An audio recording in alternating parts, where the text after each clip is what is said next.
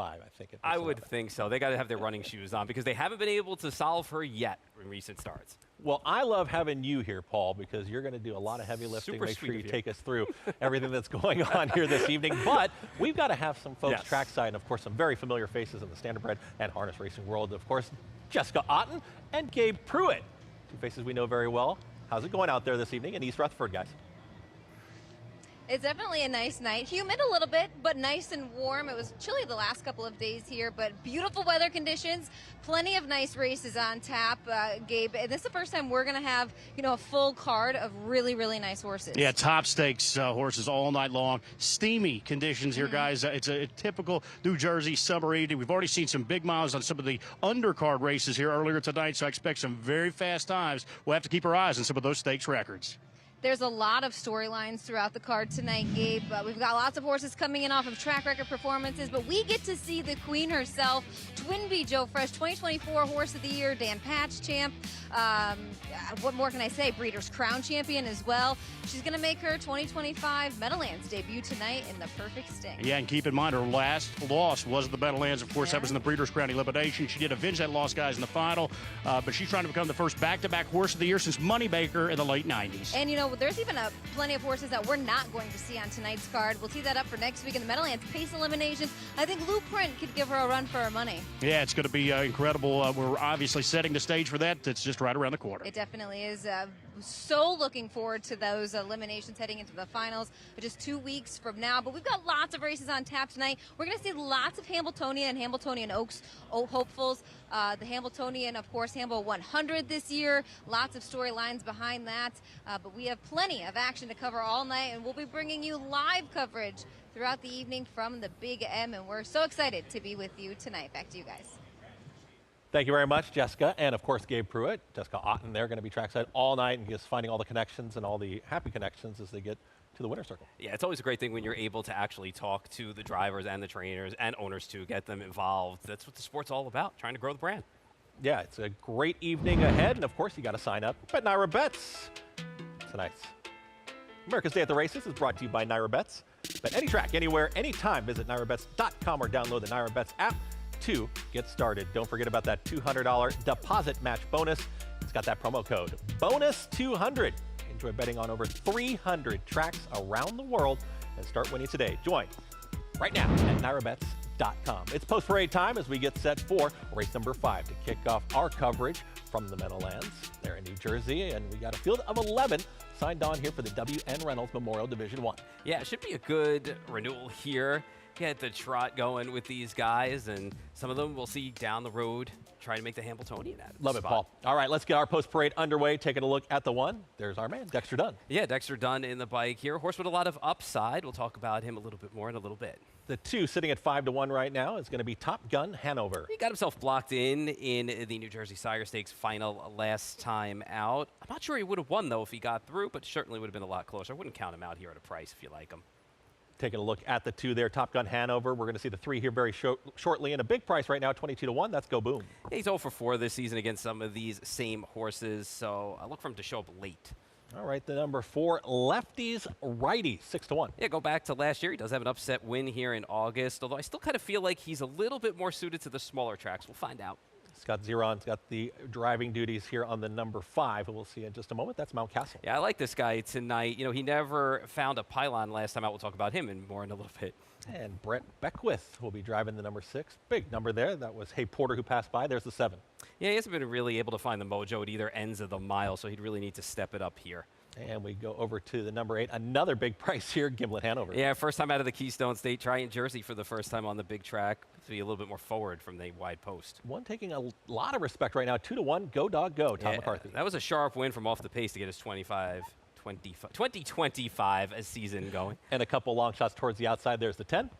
Yeah, he's going to be a big price, and here he's got a wide post tonight, wide draw. And the 11 sitting at 18-1. Tim Tetrick. He had a nice pocket trip to get that win back on May 30th. He's been off since. He's got the second tier tonight, so he's going to start behind the 1 horse, and we'll see if he can work out a trip from that second tier. Field of 11 signed on, and we were taking a look at the number 9, taking some of the action there at 2-1.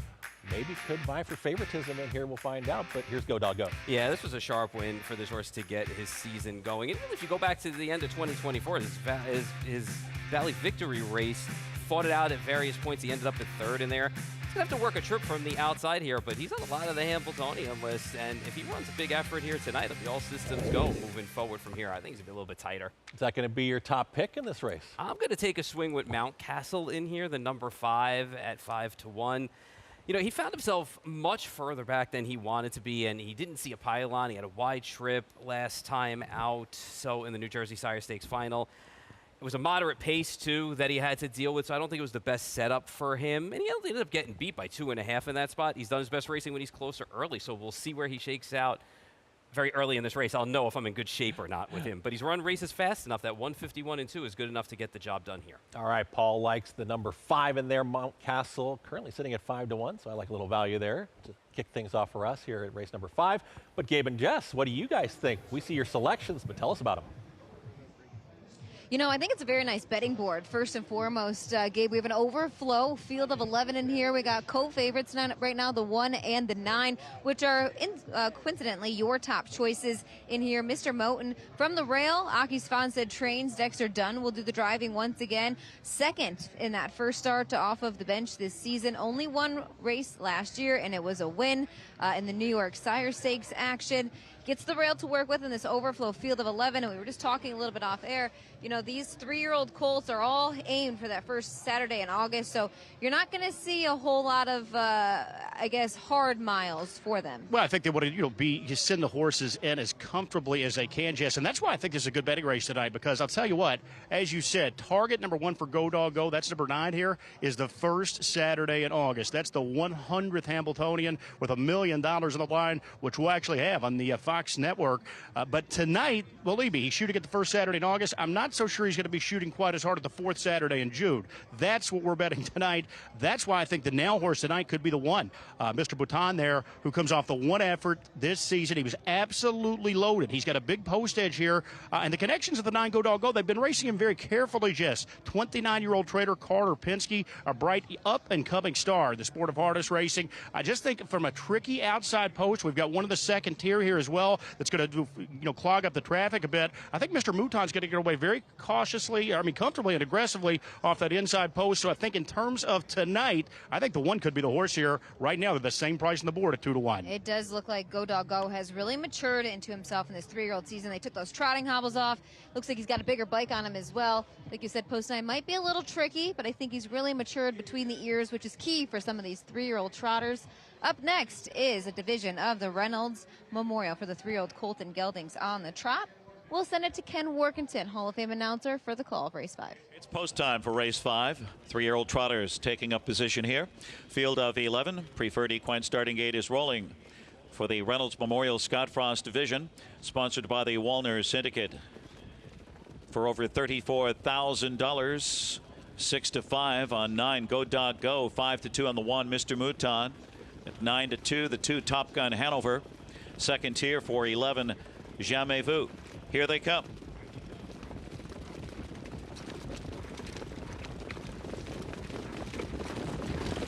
Three-year-olds are off and trotting, and Go Dog Go on the far outside, but there goes Top Gun Hanover. Mr. Mouton on the rail. Go Boom is put in play along with lefties, righties. They're 5 deep around the first turn. And Jamais Vu is into the top 5. Now 4th on the inside as they head to the opening quarter. Lefties, righties, 5th on the outside. Go Dog Go is 6th. And then it's Mountcastle on the outside, followed by The Money Is Back and Hay Porter at the rear of the field. Pento Faleo. After a miscue, way back is Gimlet Hanover, 11th and last. 28, a pretty soft opening quarter for Go Boom to take the lead. It's Go Boom now. Here comes lefties, righties, and Braxton Boyd. Mr. Mouton trotting in 3rd now. Top Gun Hanover 4th on the inside. Jamais Vu is 5th. Go Dog Go edges to the outside, 6th off the speed. Then comes Mountcastle, followed by The Money Is Back and Hay Porter and Pento Faleo and way back Gimlet Hanover. They've paired up at the half. 56 and 2/5 come after lefties, righties, and right by Mr. Mouton and Dexter Dunn. Mr. Mouton takes the lead, but right there is Top Gun Hanover to pounce on him into second. Lefties, righties already back to third and gapping now to the outside. Jamais Vu fourth, now third and gaining. Picked off there was Go Boom with no racing room, and Go Doggo is third over, just 4.5 from the lead here as Top Gun Hanover takes it to Mr. Mouton on the inside, fighting back. Jamais Vu right there, and Go Doggo revs up to the outside, full of trot, 125. They're into the stretch. Mr. Mouton digging in. Mr. Mouton, Top Gun Hanover, Go Doggo, and corks a rally on the outside. Mr. Mouton trying to counter and quicken and digs in. Go Doggo is relentless on the outside for Todd McCarthy, and it's Go Doggo at 1-5 dominates here over Mr. Mouton, Mountcastle, and Top Gun Hanover in 1:52. And there you have it. Number 9, Go Dog Go.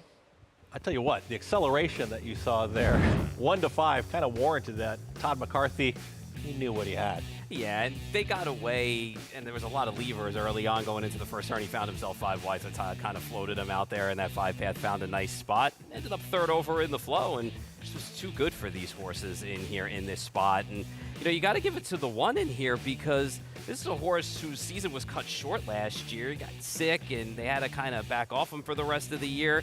He came back with a qualifier, got a nice second in him last week, and stepped it up tonight. And took over first over, steamrolled to get to the top, and just got beat by a better horse that's on his way to the Hambletonian. Were you surprised by some of the race flow in there? Were you surprised? I mean, do you think we'll kind of see this throughout the evening? You'd like to see some action. You don't want to see straight alignment all night where it's kind of ho-hum racing. You like to see a little bit of action and some horses to get some trips. I noticed early on in the card tonight, before we were on air, some of those races, horses that were getting to the top were kind of just having the races collapse ultimately in the stretch. But I think the best horse in this spot ultimately won this race. Yeah, I tell you what, just taking a look at the acceleration coming down the lane there, just impressive. 1-5, short price. We did end up seeing some pretty heavy action here on the number 9 late. Yeah, and with, you know, rightly so, you know, in this spot. And when you think about what Gabe said about the long-term goal for this horse, it is, you know, the first Saturday in August. It's not about tonight, but he was good enough tonight to beat this field. And really, outside of the 1, you know, the 5, Mountcastle, who got up for third, was following Go Dog Go in the outer flow, just couldn't keep up with him in the stretch. And how do you think this race will set Go Dog Go up? You know, is this exactly what you were looking for? Is this is a perfect kind of setup? Yeah, I don't think he really exuded that much energy, and he stopped the clock in 1:52 in this spot. So it's basically what he ran last time, and there's more in the tank, I would think, from this horse 100%. And I mean, when you kind of look at it, you know, and he was posted outside tonight, so he kind of had to drop a little bit further back than he was used to doing. Hasn't done that in a while, so we're all worked out. It was a good trip tonight, and it all worked out, and the best horse ultimately won this race. Go Dog Go, and we can already see Jess Otten. She's there with the winning driver, Todd McCarthy. Thanks, guys. I do have winning driver Todd McCarthy. Go Dog Go. First and foremost, Todd, he's really matured from age 2 to 3. He has, Jess. He's you know, he's just come back a totally different horse this year, and he's been pretty exciting so far. His 3-year-old debut, and full credit to Carter. He's just done a great job with him, putting him on the right road coming back. Real quick, walk me through the trip. You look like you wanted to leave there. You end up getting in a good spot, covered you up pretty good up the backside, and he really sprinted home, plug still in. Yeah, he did. He floated out of there pretty nice. I was lucky enough to find a hole there and just got to move him up the back. And we had pretty good live cover off the turn there, but he was quite full of himself. He wanted to go, and when I showed him daylight there, he had plenty to go. So, no, it was a good result. First Saturday in August is looking exciting. Let's hope so. Nice job. Thanks, Jess. Appreciate it. Back to you guys. Very happy, Todd McCarthy, very happy with the effort there with Go Dog Go. Sure, and it's all about that growth, and right, and you want to see that progression, you know, from age 2 to age 3, and from the qualifiers to the starts, and this guy has been doing it all season long, as you know, Todd McCarthy just said, he's matured, and that's what you want to see. So you got to put it all together on that one day. It's got to be ready for August 2nd. Yeah, I'm going to borrow his line, a fantastic line. 4th Saturday in June. Gabe Pruitt, what do you got there at Meadowlands? Well, guys, you know what? That's why I was on the one Mr. Bhutan, because I thought tonight from post 9 traffic could be a little tricky for the favorite here, Go Dog Go. It was, but at the end of the day, he was just that much the best. We got the jump on him with Mr. Bhutan trying to pull off a little bit of an upset there at 9-2. If he couldn't beat him with that type of jump, guys, I'm not sure he's just going to be able to knock off Go Dog Go. Again, we'll talk about Hambletonian a little bit later in this broadcast, but I think when you're starting to make those Hambletonian contending lists, you have to consider Go Dog Go right near the top. The earplugs still in tonight, guys. What an impressive effort from a top trotting colt.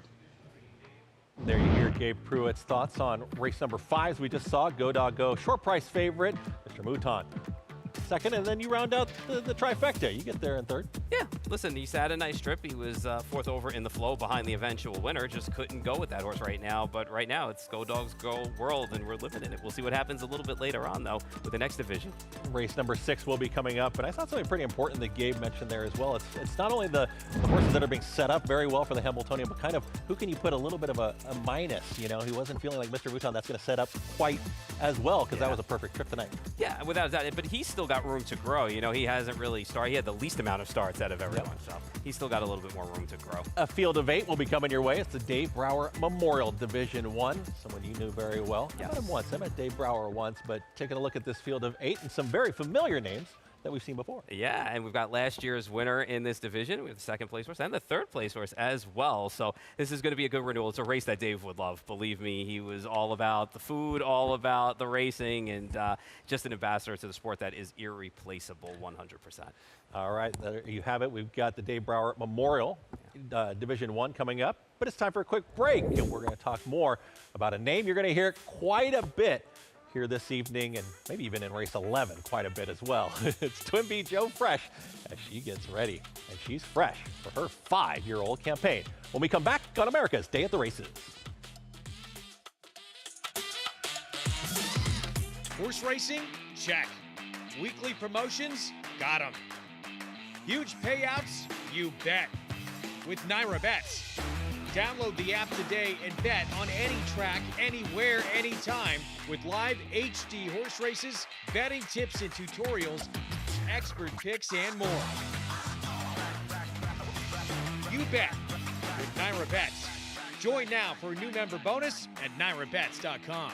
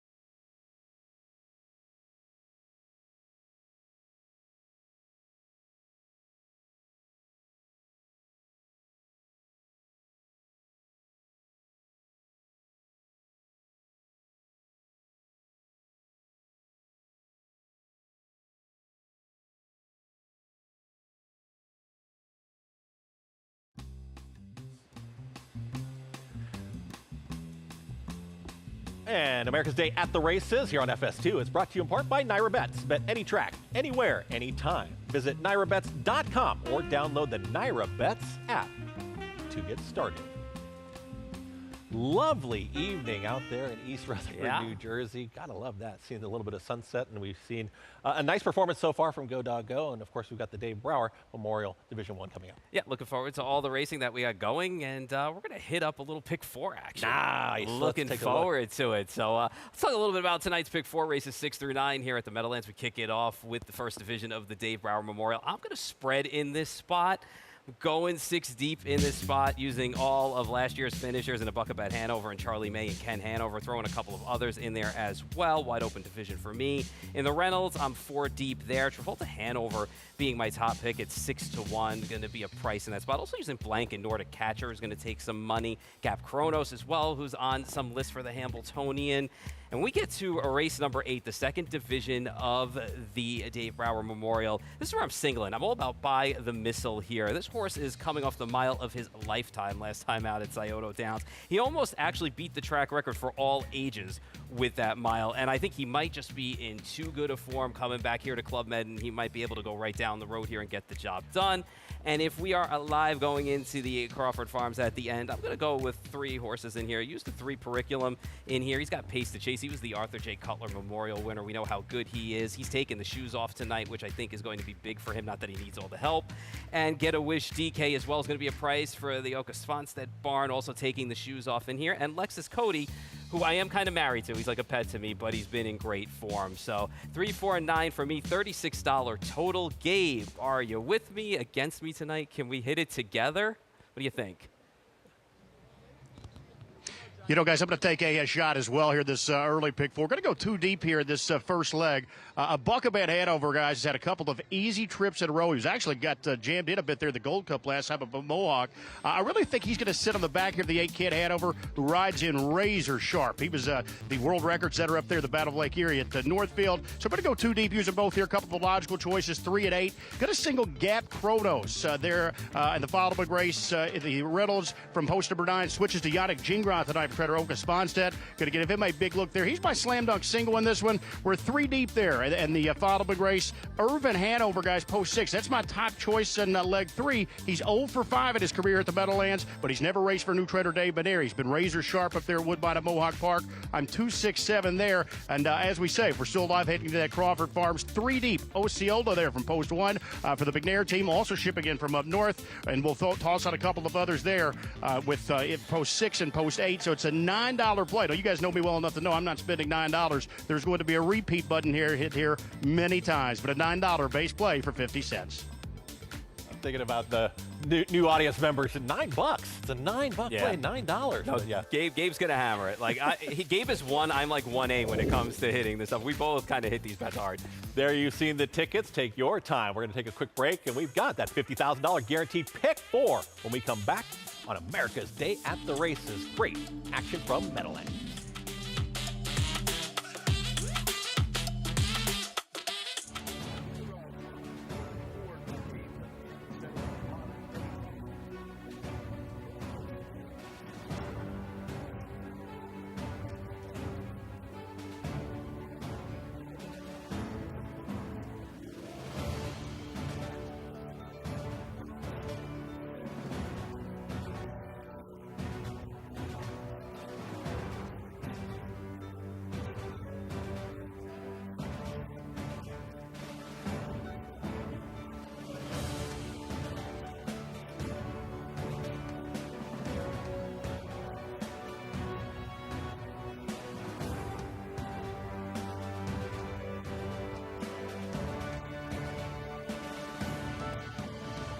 Welcome to FreeRacehorse.com, a place where every horse has a story and every story is meant to be shared. Here, we bridge the gap between these incredible athletes and the people who love them. Every great story begins with a bond. Our stable is more than just a home for these magnificent animals. It's a place of trust, care, and understanding. Here on the training track, dreams take shape. This is where perseverance meets passion. At FreeRacehorse.com, we don't just train horses, we tell their stories. Our film studio allows us to capture the emotion, the drama, and the beauty of their journeys. And beyond the races and the cameras, there's a place for peace. The paddock is where our horses find solace, where friendships are formed, and where their spirits remain free. At freeracehorse.com, we do more than train racehorses. We share their stories, because when you truly know a horse, you don't just watch them run, you run with them. Whether you maintain a food plot on the weekends, tend to a small herd of livestock, or work in professional landscaping, New Holland's family of Workmaster and Boomer compact tractors at Clinton Tractor can get the job done.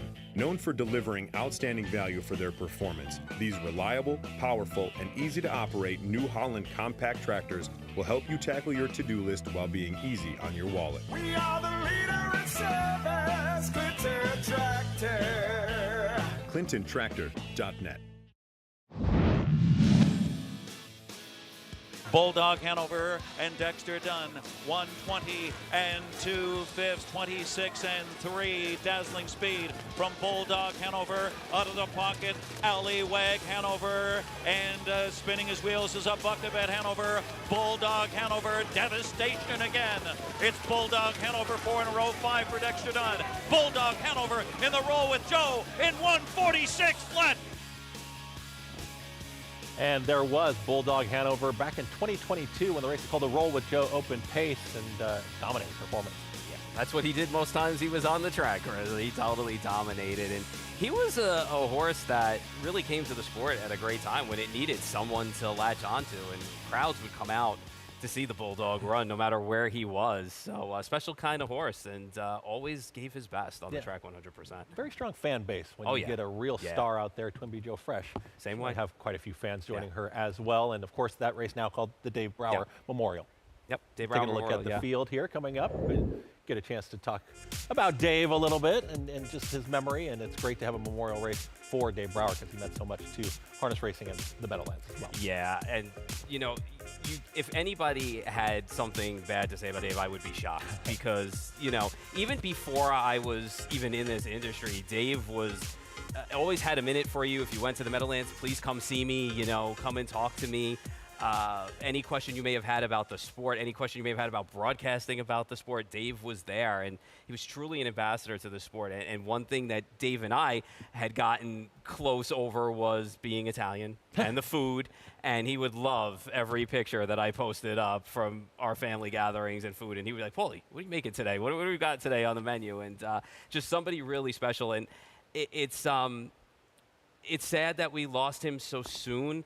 And I really wish, selfishly speaking, he was able to see a final product in myself because I learned a lot from him through the years, especially with my notes and my race lines and writing, you know, for races. And you just can't say enough about him and his mark that he left on this sport, and just well-deserved being in the Hall of Fame because he truly was that guy both on and off the track. He would be proud of your notes this evening because you did a fantastic job. Dave Brower, we miss you, thinking about you. Field of 8 going to go in the Dave Brower Memorial Division 1, and a bucket Hanover. You see a 2-1 Ken Hanover towards the outside at 9-5. Yeah, last year's winner of bucket Hanover is here. Ken Hanover's turning into arguably one of the better pacers in this sport. So we got the 1, 2, and 3rd place finishers. Don't forget about old Charlie May because he's got something to say on these big nights sometimes.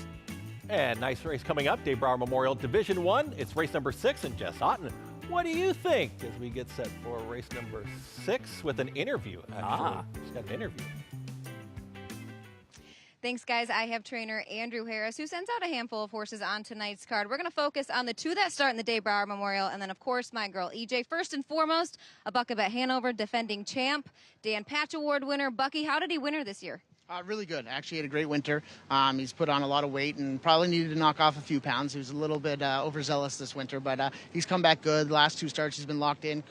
Pace coming for home. Earplugs didn't even get pulled last week because he was locked in. So he's coming into the race as sharp as I want him to be. That was my next question. What have been your impressions and takeaway from those first 3 starts with him coming into tonight's race? The first start we got stuck first up, and it's not how I want to see him race. Like, my horses generally take a start at that level, so I wanted him to get an easier start first start. He's gotten those 2 starts now, and confidence-wise, his confidence is through the roof. He's in here making a noise and a ruckus. He's announcing to everybody that he's here, so he looks like he's back feeling sharp.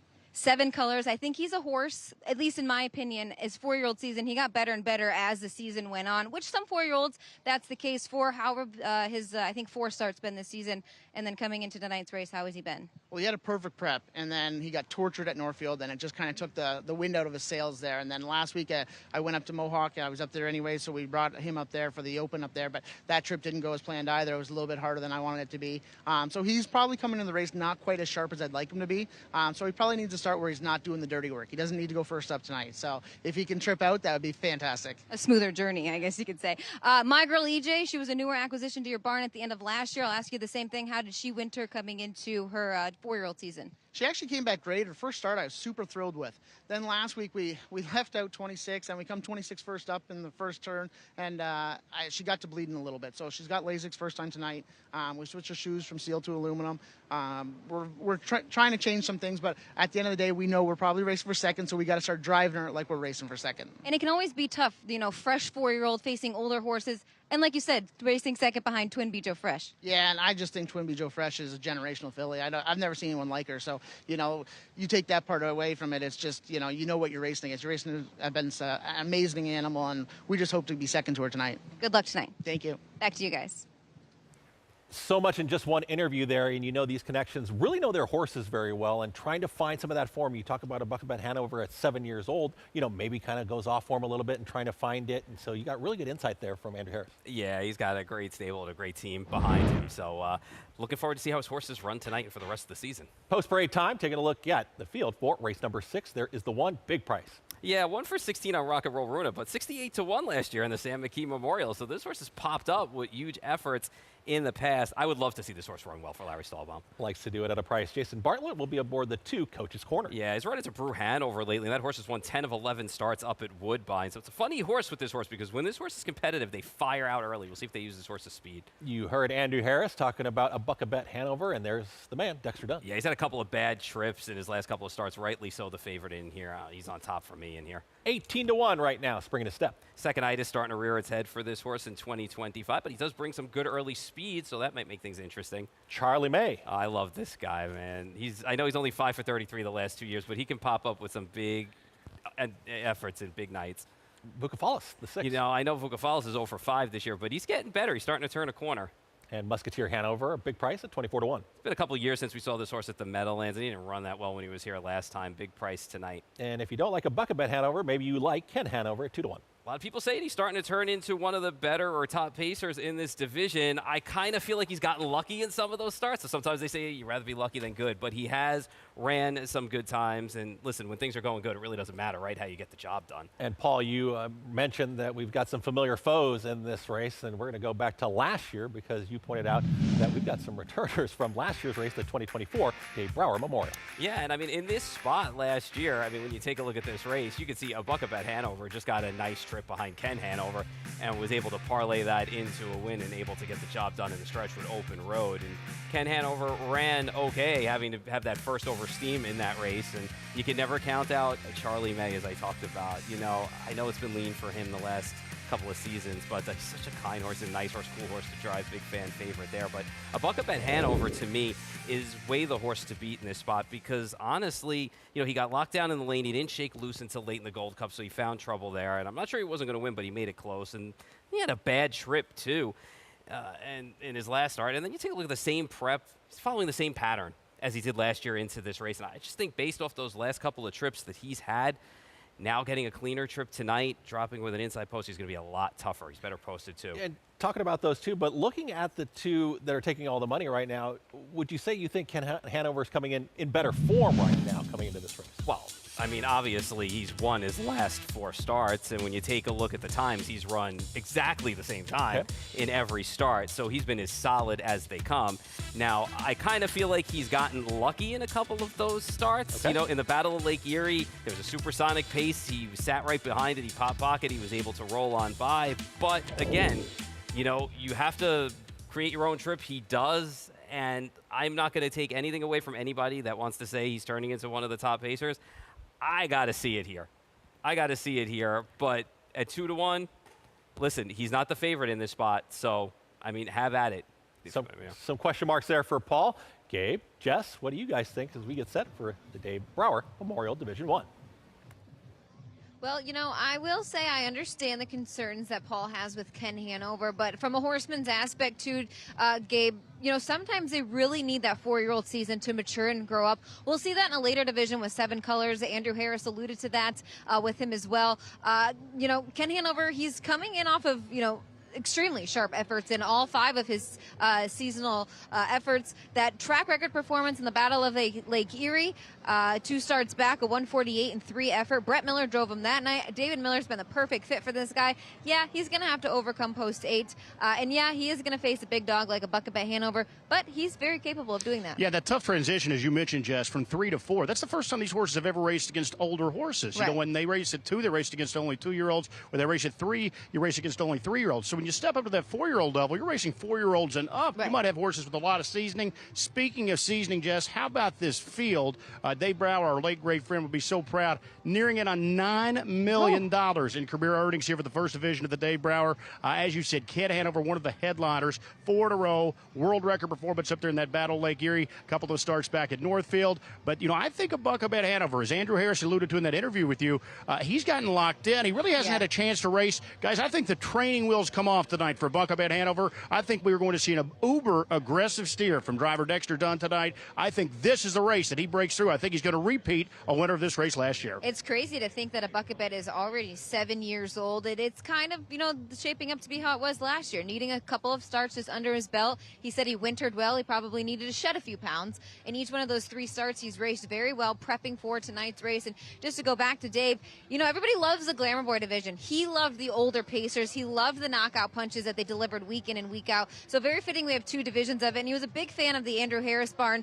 And a Buckabet, obviously, coming into this race at 6-5. Not shocking because he gets a good post to work with as well. Just to maybe hit on another horse real quick, Vukafalis. I don't know if anybody wants to go back and watch that replay from last week. He was tremendous late in the stretch. Yeah, he really was, Jess. And really the key thing about this race, speaking of Vukafalis from post 6, there's just a ton of early speed. I think Ken Hanover's most certainly leaving from post 8. I think Vukafalis is going to lead from post 6. And I already said that I think Dexter is going to be very aggressive from post 3 with the Buckabet Hanover. I think this is going to be an absolute shootout into that opening turn, guys. I think it's when we're going to have to buckle up, put our seatbelts on, and enjoy a good one here to kick off this early pick 4. Speaking of heading into the first turn and leaving aggressively, Jeff Cullifer campaigned spring in his step. He is a horse that sat on Ruthless Hanover's back last season and sprinted by him and left Ruthless Hanover in the dust. And if you remember Ruthless Hanover in a Breeders' Crown elimination, no one was catching him on the front end. He's on the big board right now at 18-1 off of a 9-2 morning line. He's run into some killers this season. Ken Hanover, who just outgunned him last time out at the Poconos, By the Missile, Desperate Man. But just look at his stats. I mean, 24 of 84 lifetime. He gets to draw the middle of the pack. He's got a big chance to upset. Razor sharp. I mean, he's going to have to step up and prove that he can go with these in the big stage, Jess. But this is a horse that started 11 times this year. He's already been over 6 figures. He's been first or second, 10 of 11. And guess what? He's another with early speed here tonight. We might see a little spring in his step from post 4 tonight as part of that shootout in the opening turn. A shootout indeed into that opening turn of the first division of the Dave Brower Memorial. We'll send it back to the desk for some final thoughts before they head to the gate. Start of the $50,000 guaranteed pick 4, and taking a look at your ticket and looking at it, you're 6 deep here, Paul, so you think this is a pretty wide open race. Yeah, I think there could be a little bit of action in here, as Gabe and Jess alluded to as well. And I just wanted to point out something about Vukafalis, too. They were talking about, I am from the camp that I know he's 0 for 5 this year, but he's slowly turning a corner again. Because you take a look at his races, he's getting faster. You know, and you look at his final times and his final quarter miles in each race, and they're getting faster. And maybe tonight's the night he breaks through the win at 11-1. I used him in here. I think that there's going to be a scramble. I'm not sure, though, that he's going to leave. I think he might just sit off the pace. And if they're coming late, a Buckabet Hanover and Charlie May are the 2 horses that I'm looking at. The 3 and the 5, excuse me. There you see Gabe Pruitt's pick 4 for $9 for that complete play. Might play it a couple times there, as Gabe does. It's the Dave Brower Memorial, Division number 1. And something interesting, we saw a lot of action in that 5th race. We saw a lot of movement. And do you think we'll see the same thing here? I think you got a couple of horses in here that are definitely going to want to fire out, especially the 4 and maybe Vukafalis and maybe a little Musketeer Hanover and Ken Hanover as well. All right, we'll send it up to Ken Workington. He's got the call. Race number 6, the Dave Brower Memorial, Division 1. Here on a heater. 8-5 on 3, a Buckabet Hanover, defending champion. Now 3-2, 6-5 on 8, Ken Hanover. 6-1 action on 2 Coach's Corner. They're on gate, race 6. Here they come.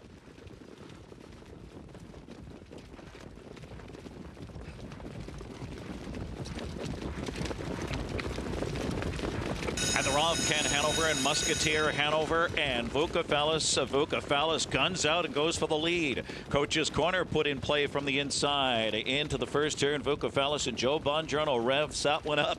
And here comes Ken Hanover on the outside. Stride for stride with Coach's Corner. It's going to be a torrid opening fraction here. A Buckabat Hanover outsprinted 4th early. Then it's Rock and Roll Runa, followed by Spring in his step and Charlie May. And Musketeer Hanover 26-1 opens it up here for Ken Hanover, establishes command for Dave Miller. And Dave Miller looks for a breather now with Ken Hanover after 3/8 of a mile. A revved up Vukafalis bump drafts the helmet as the pace slows now. Coach's Corner tightens in from 3rd. It's a Buckabat Hanover 4th. And next is a Rock and Roll Runa, edging to the outside 5th, followed by Spring in his step. Then Charlie May gets underway. He goes to the outside. Musketeer Hanover is the trailer. The half up in 54 2/5. It's Ken Hanover in full control. 2-hole ride for Vukafalis. And now here comes a Buckabat Hanover attacking first over into 3rd on the outside. Coach's Corner stayed in 4th. To the outside, Rock and Roll Runa, live cover 5th, but gapping it some. Spring in his step with no racing room. Then it's Charlie May, caught behind the gapper, and Musketeer Hanover passing 3/4. Ken Hanover on that wire-to-wire mission. Vukafalis looking for an upset out of the pocket spot. A Buckabat Hanover needs to do more. Coach's Corner on the inside looks for room. 1:21.4 for 3/4 in the stretch. It's Ken Hanover to the outside. Vukafalis and Joe Bongiorno will take a late shot and is full out. Ken Hanover digging in. Ken Hanover, Vukafalis. It's down to these two, and it's going to be Ken Hanover holding on. Then Vukafalis, Coach's Corner, and close Charlie May or a Buckabat Hanover 1:47.4. Ken Hanover continues to stay hot there. Dave Miller with the driving duties. Number 8, you heard torrid early on from Ken Workington. Going around that first turn, but it just seemed like maybe kind of relaxed at the backstretch. Yeah, listen, you know, Vukafalis left for position, was revved up, got the lead, and Ken Hanover, boy, just no prisoners from Dave Miller. Got to the top of that 26-1 split, was able to back it down in the second. They went 28-1 in the second quarter. I mean, still wrapping up in 147-4. Boy, Ken Hanover, man, made a liar out of me. I'm a believer now after that race, but I'll tell you, because I did not believe that this horse was going to be able to run that well here today, especially given what I thought was going to be the pace scenario out there and having to lead for position. But boy, he left and took the lead before the quarter and basically never looked back. And I mean, Vukafalis talked about, you know, ran second in here, turned the corner. I mean, bump drafted on that helmet and just couldn't get by in the stretch. Ken Hanover was that good and is now really stamping himself as one of the better pacers in this division, and it was a ways back to Coach's Corner in 3rd. I mean, these were the two that really dominated the race. Yeah, you heard Jess, and she was talking about, she was making a case for Vukafalis as we were getting close to the start there of race number 6, but it is Ken Hanover who continues to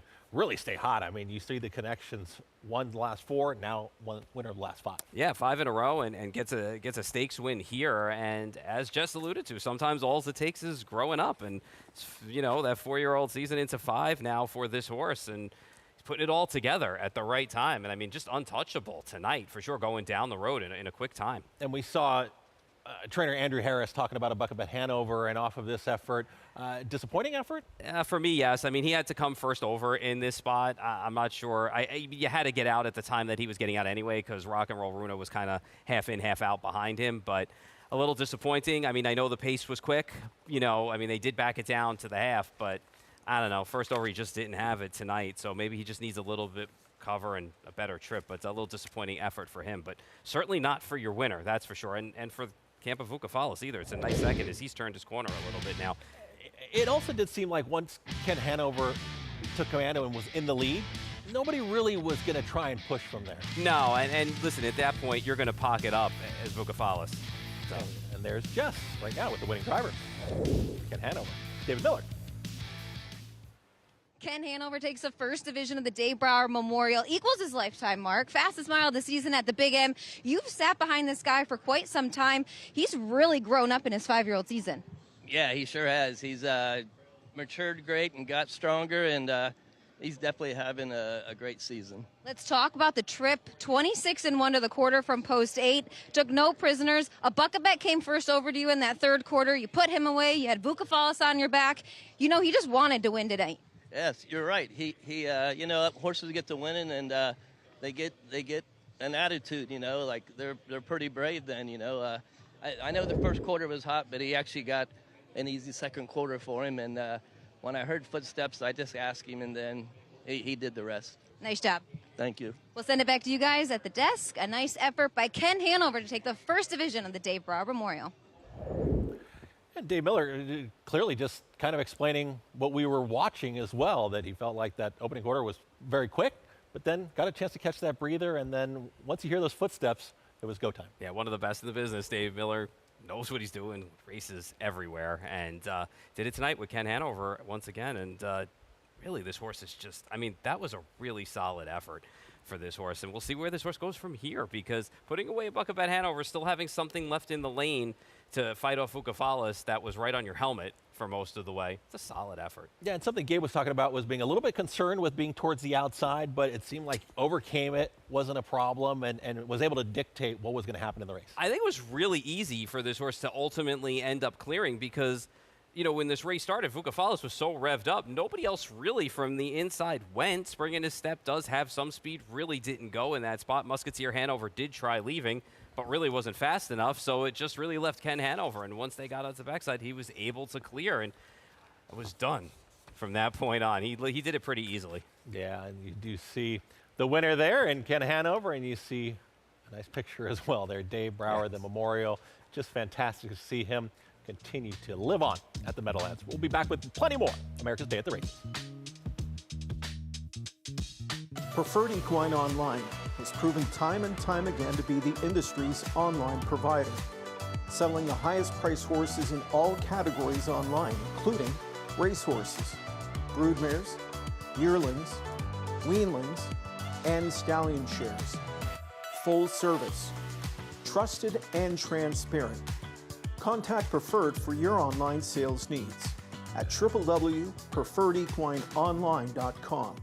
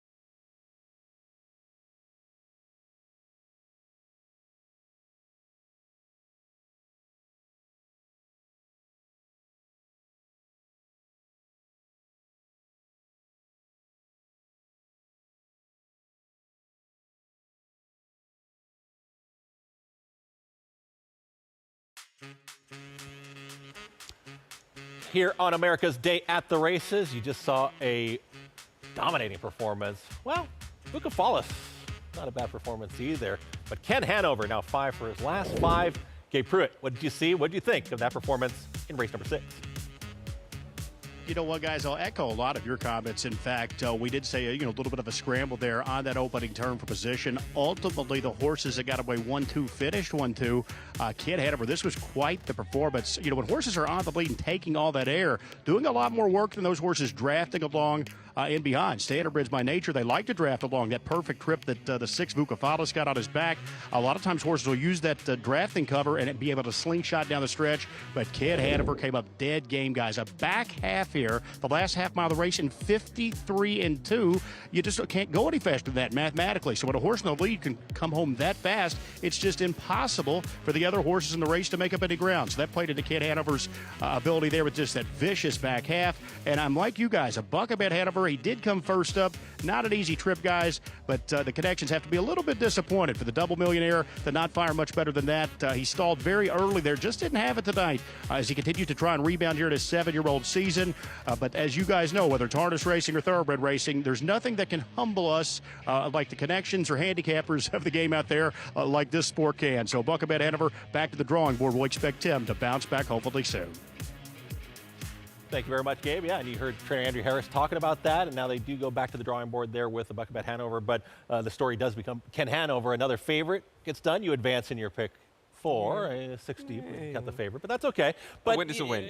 That performance and Vukafalis getting a perfect trip again, I do kind of ask, is that just showing a more dominant effort from what Ken Hanover did tonight? Sure, I would think so. And at the end of the day, when you look at a race like that, again, as Gabe alluded to, when you're drafting behind a horse, you're not doing as much work. But as we talk about on the thoroughbred side, the same goes for the standardbred side. If you're running fast in front, they have to run faster behind you to come and catch you. So when you could string them out like that, as these two horses did, and still come home as fast as they did, because if Ken Hanover came home with 53-2, Vukafalis was like 53-3. So, I mean, at the end of the day, the rest of the field's got to have their running shoes on, and you're just not going to make up that ground. So this was a solid effort from your winner and a solid effort from your runner-up. Yeah, and we saw familiar foes, too. Maybe, you kind of know their strategy going in, and that helps you. The WN Reynolds Memorial Division 2, of course, race number 7 will be coming out. It's a 1-mile trot. And we've got the 3-year-old colts and geldings. One scratch in there of Night Phantom, the 8. But we still have nice field on hand for the WN Reynolds Memorial Division 2. Yeah, an early favorite in here is Nordic Catcher for Ake Svanstedt in here. And think about this. He was favored over horses like Maryland and Emoticon Hanover in the Wellwood up at Wood by Mohawk. Those are horses that are on 1-2 or 2-3 on the Hambletonian list for a lot of people. So it says something about Nordic Catcher. We'll see if he can parlay that into a win tonight. Yeah, these are the races that you really got to keep in mind as we do get closer and closer to the Hambletonian, because this is where all the handicapping, all the preparation starts when we get set for the big one, the Hambletonian. We're going to look ahead to the 100th Hambletonian when we come back with plenty more from Meadowlands from here in New York on America's Day at the Races on FS2. Purple Haze Standardbred Adoption Program in Oxford, New York was created in 2018 by Wanda Palacini to provide training to transition for finding homes and new careers for horses. Horses are started with groundwork and then ridden in an arena before moving on. Horses at Purple Haze are then evaluated and adopted out based on abilities and temperament. If you have a horse that you care about, or if you're looking for a great pleasure horse, contact Purple Haze Standardbred Adoption Program at 518-669-2715. Horse racing? Check. Weekly promotions? Got 'em. Huge payouts? You bet. With Naira Bets. Download the app today and bet on any track, anywhere, anytime with live HD horse races, betting tips and tutorials, expert picks, and more. You bet with Naira Bets. Join now for a new member bonus at NairaBets.com.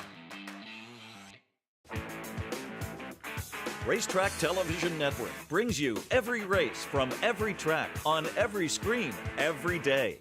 Monthly packages starting as low as $5 per month. RTN gives you great value and access to more HD streaming and race replays than anyone. Visit RTN.tv today to sign up and watch on almost any device, including Roku and Amazon Fire. Saratoga season passes are on sale now and include free admission to the special July 4th Racing Festival. Enjoy 4 additional days of Saratoga for the same price as last year. Secure your season pass for just about $2 per day at NYRA.com/Saratoga.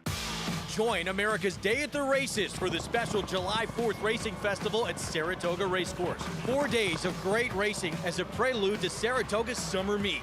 Action kicks off Thursday, July 3rd, 1 Eastern.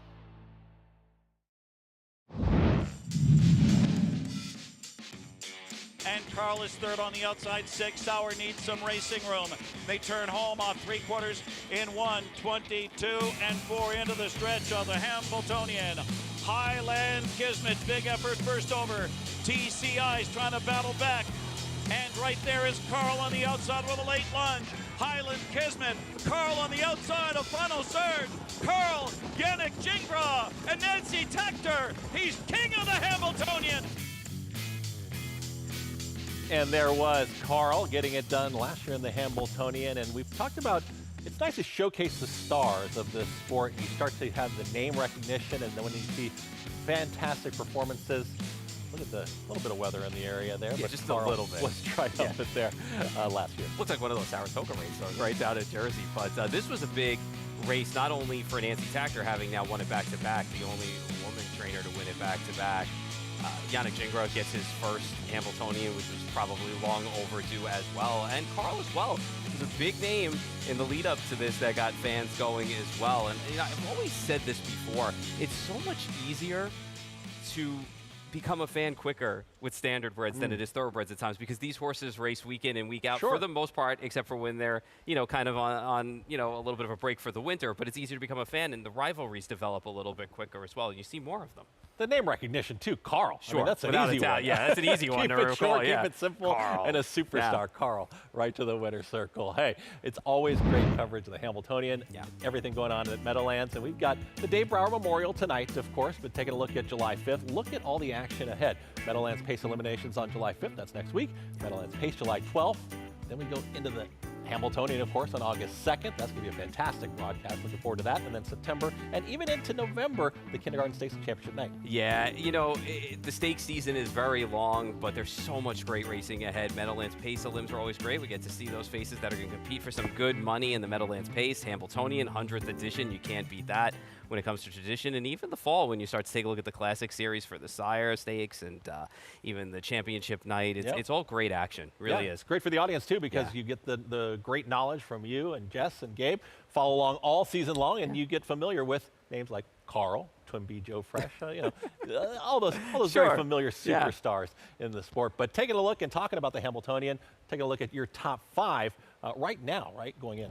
Yeah, when you take a look at the top 5, I mean, I'm starting off with number 5 at Maximus Miras. Qualified yesterday, an impressive 154-4, and won by open lanes in that qualifier to a horse, Luna Lovegood, who is great. And then when you take a look at number 4 for me, it's a horse that we're going to see a little bit later on, actually, in Gap Chronos, 2-time Grand Circuit winner, and second in the good times behind a Motocan Legacy. So a factor probably on this list for a lot of people. Maryland's my third pick in here. Dan Patch winner in 2024, was second behind Super Chapter this year, and he's going to get tighter as he goes on with his starts, because that was only his first start. A Motocan Legacy, number 2. I mean, how good was he in the good times? Final totally dominated track record, Canadian record time in that spot. He's just got to keep his mental game sharp. Number 1 for me, Super Chapter on top. He won the Yonkers Trot last night, and he did something he hadn't had to do, man. They took him back because they didn't want him to break on the smaller track. He had a problem breaking at Yonkers previously, but last night, no problems whatsoever. Bided his time, and he sat 4th, rolled up, got the job done in there. He's undefeated in 2025, so you can just see how sharp and how confident he has gotten. So he's at the top of my list for Marcus Melander, who's got a few horses. He's got Maryland, who's number 3. He's got Variegated, who's not on my list, and a couple of others as well. So Marcus pretty loaded for Hambletonian this year. We're going to find out what happens. And, of course, the 100th Hambletonian, that's going to be taking place on August 2nd. I know you're going to be very close to the action, checking it out, so looking forward to that. But 100 of them live from the Meadowlands, of course. Have great coverage, a lot of these great superstars, and find out who's going to win that 100th Hambletonian. How much is your list going to change? Does it change much? Because we're getting close. It may change a little bit based on some of the racing that we're going to see going forward. We'll see what Gap Chronos does coming up right here in this race. So we'll see what he does. There you go. Paul's top 5 could be in danger already. Gap Chronos, depending on the performance. And speaking of Gap Chronos, there you go. Here's that race in Woodbine. You know, when you look at this horse, I guess the question you have to ask yourself is it just the Meadowlands? Because he's 0 for 5 at the Meadowlands. And I kind of take that into consideration. I know there's been a trip or two in there, but he's 3 for 5 everywhere else, you know, and he's 0 for 5 there. So that's kind of like the biggest problem for me. I mean, I still think he can put it all together, and I mean, you're not going to ever count out, you know, a horse from the Swanstead stable at all. But for me, he's got to put it together at the Meadowlands because he's put it together at other venues. I don't know. 0 for 5 at the Meadowlands. That's kind of a big mark against. You can overcome that. All you need is just one win. Yeah, That's all you need. It's not easy. You just got to win the race, of course. Yeah, I mean, you know. Post-parade time as we get set for race number 7. Here is the one, Galazzo. 2025 has been a little struggle early for this guy, but he put it all together with 2 nice wins. Big step up here, though, stepping out of Pennsylvania for the first time tonight. Going to take a look at the 2 here in just a moment. It makes you really grateful for names like Carl. That's a little bit simple, but you got this name, right? Porto Barrasso. Oh, perfect. 28-1. Yeah, 28-1. Nice, easy effort on the drop last time. Here's the 3, Travolta, Hanover. He's posted better tonight. That should help right off the bat. He was 3 wide in the Sire Stakes. He's my top choice in here. Blank. Yeah, you drawing one? 8-1. He's got to stay flat before I can kind of endorse him. He did in the Valley Victory in the Good Times final, though. I mean, come on, you got to say this horse's Go name. ahead, make my day. Perfect there. What do you think, 6-1? Good news, he's over the 2 breaks he had. The bad news, he's making the top and stopping. So that's a problem. Precise landing there, Tim Tetrick, 23-1. Yeah, upset the field to 3 starts back. Big number in the Sire Stakes. Hasn't been able to replicate that, though, so he's got to turn that around. Currently the one taking all the money right now, and that's going to be Nordic Catcher. It was a stakes winner at 2, and as I said earlier, he's favored over horses you saw on my list in Maryland and Emoticon Hanover in the Wellwood. So came back and set a new lifetime mark last time, so he'll be in range early. Be tough tonight. May make my list after this race. Scratch of the 8, and there's Gap Kronos, who we spoke about. I mean, I would expect him to take money. He's done well. We have to see it at the Meadowlands, though. And the 10 is Uno. Good game. There you go. I haven't played that in a long time, but so he was last early on last week, and he kind of moved in and broke stride, went right back with both, popped the plugs on him. So maybe it's just a blip on the radar for him because he's run well prior, but he's got post 10 tonight, so I'm going to pass on him. Yeah, you were just talking about trainer Nancy Tactor, and she's got Travolta Hanover in here, and currently sitting at 9-2, James McDonald will have the driving duties this evening. What do you think of this performance if you take it back to the Meadowlands? Yeah, you know, in this effort, I mean, he was fine, and I had no problems whatsoever with him. He got the job done. It was really the starts after that where he kind of ran into problems. And, you know, even in the finals, he got stuck 3 wide in that first turn. He was 2 wide and left uncovered. They were crawling to the half in that spot, so wasn't really able to get the trip that he actually needed, you know, or that he wanted in there. So I think he still ran well in there because at the end of the day, he was a close-up 4th, and he didn't see a pylon. So for me, he's kind of the horse to beat tonight. He's not the flashiest name in here, but based on bad trip alone, he's kind of the horse to beat for me in here. And I'm going to take a shot at him just because he's a better price than the 7 in this spot and the 9, who I still need to see prove it at the Meadowlands for me. There is Travolta Hanover at 9-2. You like this horse? It didn't sound like you love the horse, though. I mean, you like the price? Is that really the main thing that's going to drive you? Listen, he's got to get a little faster for me, but I just think the trip last time did him no help whatsoever in that spot. So I know he loses Dexter Dunn tonight, but he does get James McDonald, who's more than capable. I do find it interesting, though, that Dexter Dunn sticking with and landed on blank after the break in the Good Time. So interesting spot for Dex. All right, we'll find out what happens there. Currently 4-1 right now at Travolta Hanover. It's going to be Paul's top pick. You also saw Gabe and Jess's top pick going into this race. You both advanced in your pick 4, right? Yeah. And so let's throw it to Gabe and Jess for more before this 7th race. Plenty of Hambletonian eligibles coming up here in race number 7, another division of that Reynolds Memorial Trot. Lots of question marks, lots of storylines. I was just talking to you, Gabe. Nordic Catcher's been a horse who's been on my Hambo top 5, quite honestly. I remember him from the end of a season last year, lightly raced, 5 starts. He couldn't have looked any better in his seasonal debut last time. Could not. 1-for-1, guys. Here's the interesting thing about Nordic Catcher. This is a horse that's by the world champion 6-pack, world champion trotter. he was bred to a pacing mare. You know, there are two different gaits in the standardbred game, pacers and trotters. You just don't ever see that. Let's be honest.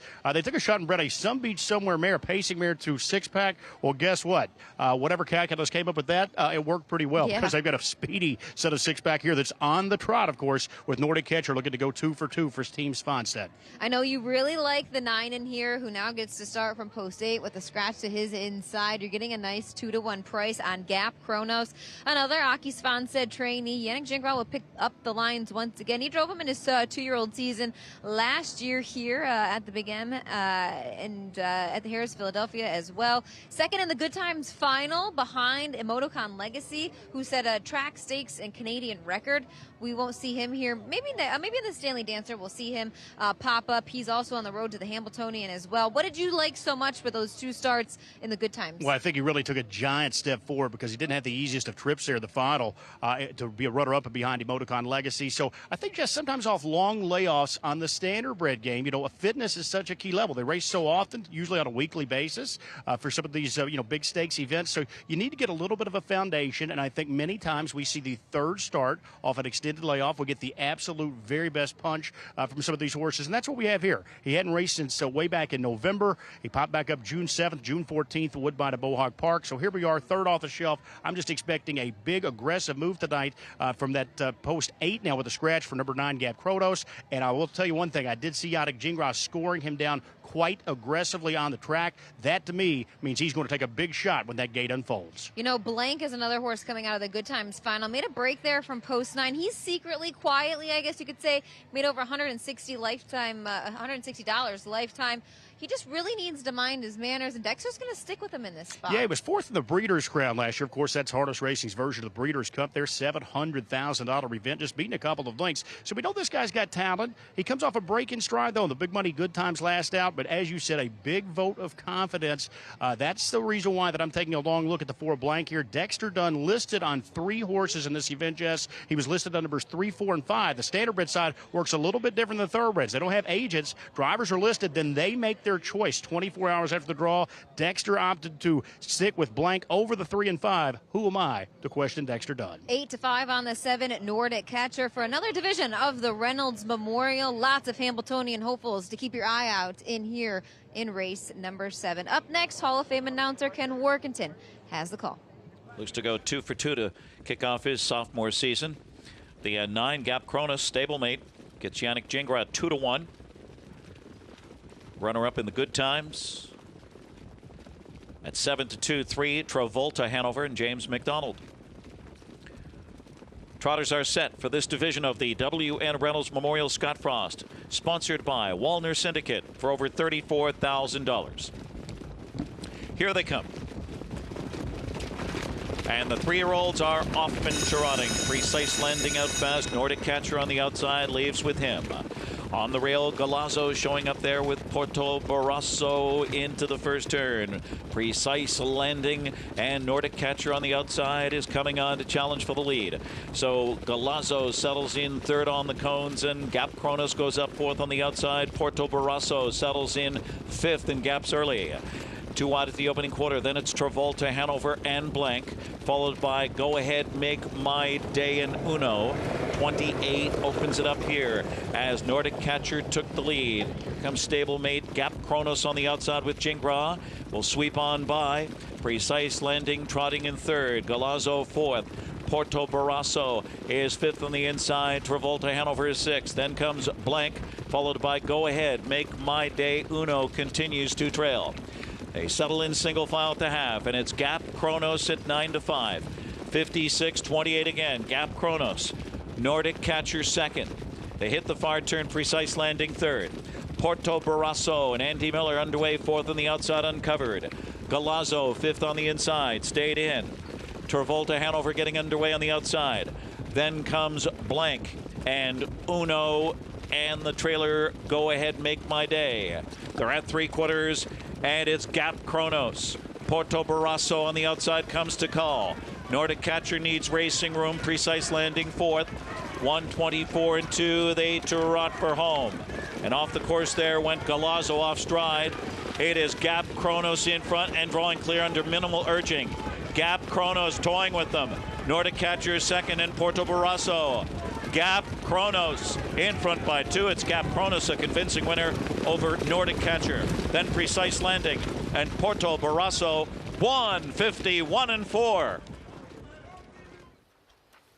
And there was Gap Kronos getting the job done. And whenever you hear Ken Morkins talk about times like that, you know that was a pretty dominant and impressive performance. Yeah, nice effort for this horse. And basically the Sponstead horses ran 1-2. And once they cleared, that was basically it. Nice effort by Porto Barrasso at a big price to come first over and, you know, just tired out in the stretch. And Precise Landing ended up being third. And Precise Landing left early and got the lead before the Sponstead duo passed him by on the backside. So nice effort. Solidifies Gap Kronos as being on my list. He will stay there. Does he move up? No, for now he's going to sit in the Just fourth stays spot. right there. We'll see. Nordic Catcher may slide into that 5 hole. Maximus Muris. We'll see what happens when Maximus Muris starts racing. But you can never count out OK Sponstead when it comes to trotters and especially around Hambletonian time, or just in general. So, but nice effort. Time was good and was able to make it look easy at the end of the day. And that first quarter in 28 was a nice soft quarter. Even though they were too wide, they were not really going at it hard on the outside. They were not exerting too much energy to clear. Nothing like hitting your single, right? When you get a single and you feel confident, you see Gap Kronos do. Seemed like, what I was watching, it seemed like Yannick Gingras was kind of getting after Gap Kronos as they were going into that far turn. And then once he had them kind of measured, then he just kind of he kind of geared down late on him. You saw Nordic Catcher kind of take a run at him at the wire, but the race was over at that point. So pretty easy effort in this spot, and I was able to open up, make it look good in this spot. So off to the Hambletonian. We will continue to go, and Sponstead's got 2 now with Nordic Catcher as well. Yeah, he does seem like he's got to be pretty loaded. I mean, you take a look at Gap Kronos, and right here, this is where you know that the victory is kind of in hand. Right? I mean, you can see the difference in just the way Yannick Gingras driving the 9 as opposed to the way Sponstead's driving the 7 as well, asking him for more, you know, to kind of go after him and hold that second spot and get up. But they were well clear of the rest in here. It's too much the best horses. And Gap Kronos looking good. And that's really what it's all about. And you know what? Finally gets the win here at the Meadowlands. And talking about race flow, but did you kind of see what I was seeing as well as they were going into that far turn? It did seem like Yannick Gingras was kind of encouraging him to keep that gap. The gap. That gap in that position. Yeah, I mean, you're going to want to get a little bit of a little bit of run out of your horse for sure. And you can see right there when we looked at it, he gave him a little bit of a slap with the reins, but never tapped. All right, Jess with the winning connections, winning driver. Gap Kronos takes the division of the Reynolds. Yannick Gingras, winning driver. You sat behind this guy a couple times last year. It looks like he's really grown up this year. Yeah, I actually liked him a lot when I raced him last year. He won at Chester the first time. The second start kind of got him in the bad spot. I got locked in, and I know I lost the drive after that, so I figured I'd give him a chance tonight, but he definitely responded. It was a soft opening quarter for this group. Was your game plan always to be aggressive off the gate? Honestly, I thought that there'd be a lot more speed on the inside, especially David's horse sometimes can be a little bit hard to handle, so I thought it'd be more speed, but once there wasn't, it made my decision easy. The other Aki Sponstead trainee, Nordic Catcher, he's a nice horse in his own right. He sat on your back throughout the mile. Your guy just needed a couple reminders late in the stretch, but he was home. Yeah, that's what I was telling Hockey after the race. He's a little bit lazy. He needs to be reminded. So I think he'd probably be better off chasing, but I was really happy how he responded when I asked him. Nice job. One quick question by the Missile coming up later on. Coming off a track record performance at Scioto Downs. Be excited to sit behind him again. I sure am. And when he raced at Chester, he wasn't quite himself. And then he went to Northfield, he wasn't right. And then, obviously he bounced back at Scioto. He was really good. So I'm excited to see if my boy's back for real. Nice job. Best of luck the rest of the way. Thank you very much. There you have it. Gap Kronos takes another division of the Reynolds Memorial. 151-4. Back to you guys. There you see Gap Kronos once again, and just an impressive performance. And Yannick Gingras, I mean, kind of explaining what we saw with our eyes, but really feels like he's got a really, really live shot.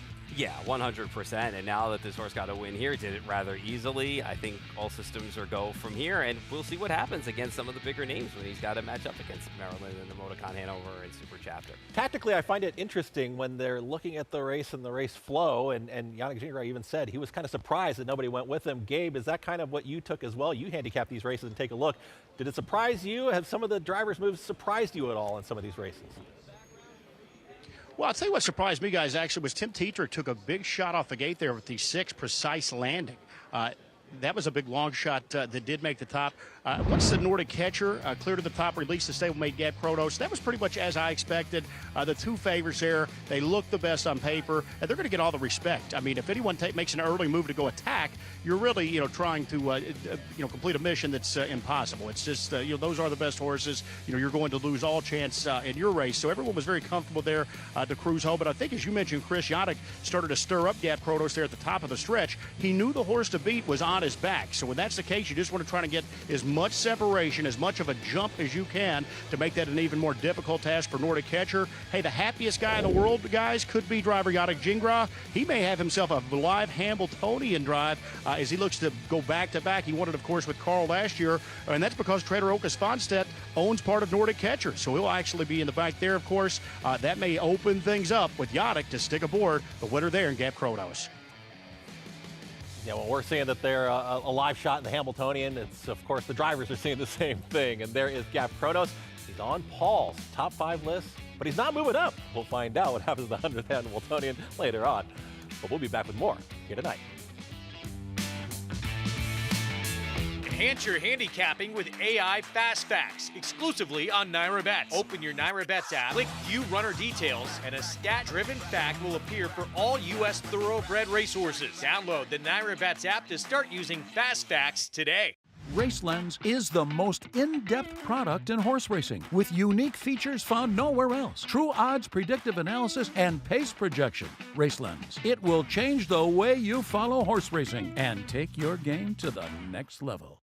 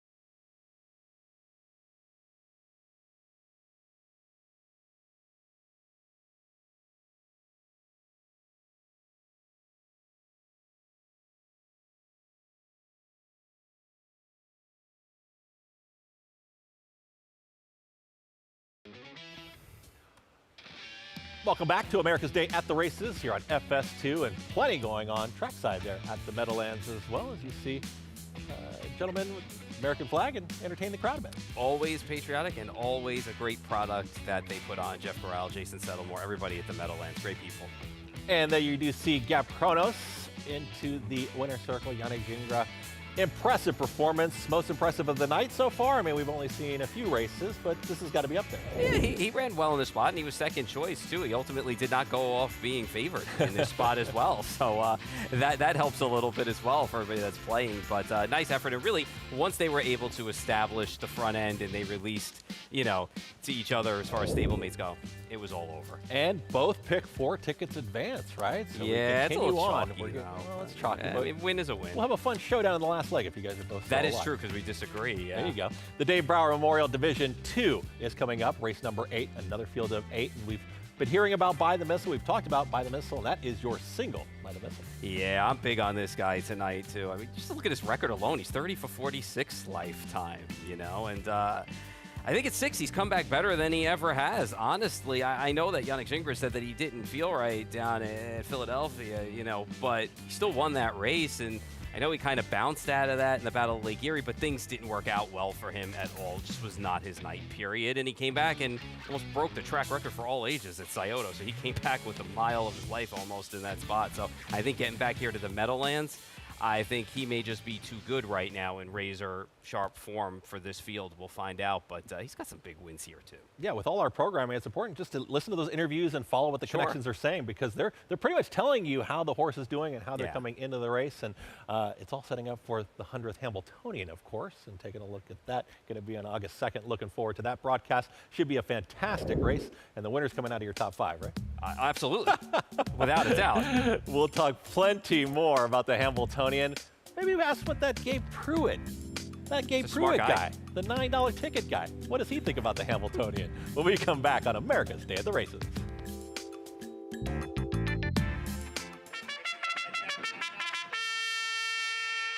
For years now, Monmouth Park's 50-cent Win Early Pick 5 has helped players win early and often. This year, we're adding more. Monmouth Park's new Middle Pick 5 boasts a player-friendly 15% takeout and more opportunity to score. Start your day winning early. Continue to winning more. Play Monmouth Park's Win Early and Middle Pick 5s. First post 12:50 weekends, 2 p.m. Fridays. Horse racing? Check. Weekly promotions? Got 'em. Huge payouts? You bet. With Naira Bets. Download the app today and bet on any track, anywhere, anytime with live HD horse races, betting tips and tutorials, expert picks, and more. You bet with Naira Bets. Join now for a new member bonus at NairaBets.com. It's America's original sport, and no one covers it better than America'sBestRacing.net. From the sport to the lifestyle, the best races, horses, and destination venues, cocktails, gambling, fashion, and more. America'sBestRacing.net is a sport for you.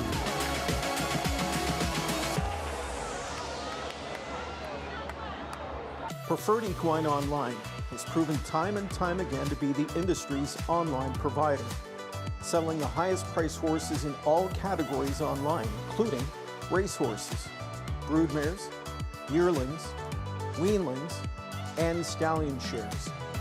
Full service, trusted and transparent. Contact Preferred for your online sales needs at www.preferredequineonline.com.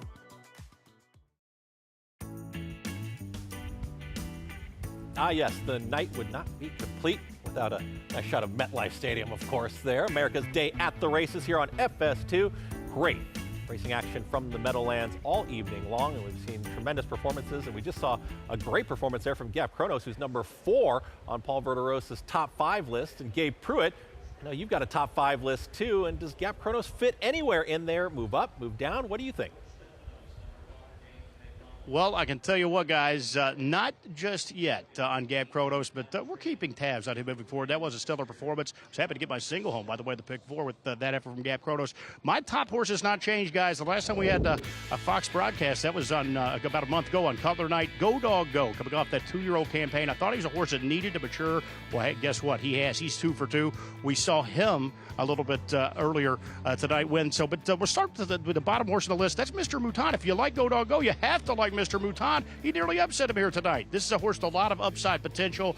He had just 2 starts coming in tonight. That was his 3rd career start, and he just missed a Go Dog Go. Thought that was an impressive effort. At number 4, well, if you like Gap Kronos, how do you not like Emoticon Legacy? That's the horse that just beat him up in the good times by a couple of blinks. So I'm still keeping my eyes on Emoticon Legacy. He's based north of the border up there in Canada, so I'm going to slot him in there, still above Gap Kronos, coming off that win over him last time out. At 3 and 2, guys, Super Chapter. and Maryland. Super Chapter just upset his stablemate Maryland. Both Marcus Melander tradees and Super Chapter's come back just sensational, but I still rank Maryland ahead of them at number 2. Richest 2-year-old trotter of all time. And what all those big dances last year, lots of people started to give up on the Maryland camp. I say not so fast. This guy has a ton of talent. I'm expecting him to continue to get better as he gets that foundation back underneath him at the age of 3. You don't make the most money ever at the sport of harness racing at 2 and not bounce back to defend yourself at the age of 3. But I still like the dog. He was unleashed earlier tonight. Go, dog, go. He goes for young 29-year-old Treader Carter Penske. He's just uber talented, a little immature as a 2-year-old. Guys, he couldn't have come back any better, as we saw a little earlier on this broadcast. He is still my number 1 on the road to the $1 million 100th Hambletonian. Gabe Pruitt there talking about go, dog, go. And, talking about go, dog, go, I mean, off of that performance tonight, Gabe's making it sound like we've seen the 100th Hambletonian winner already this evening.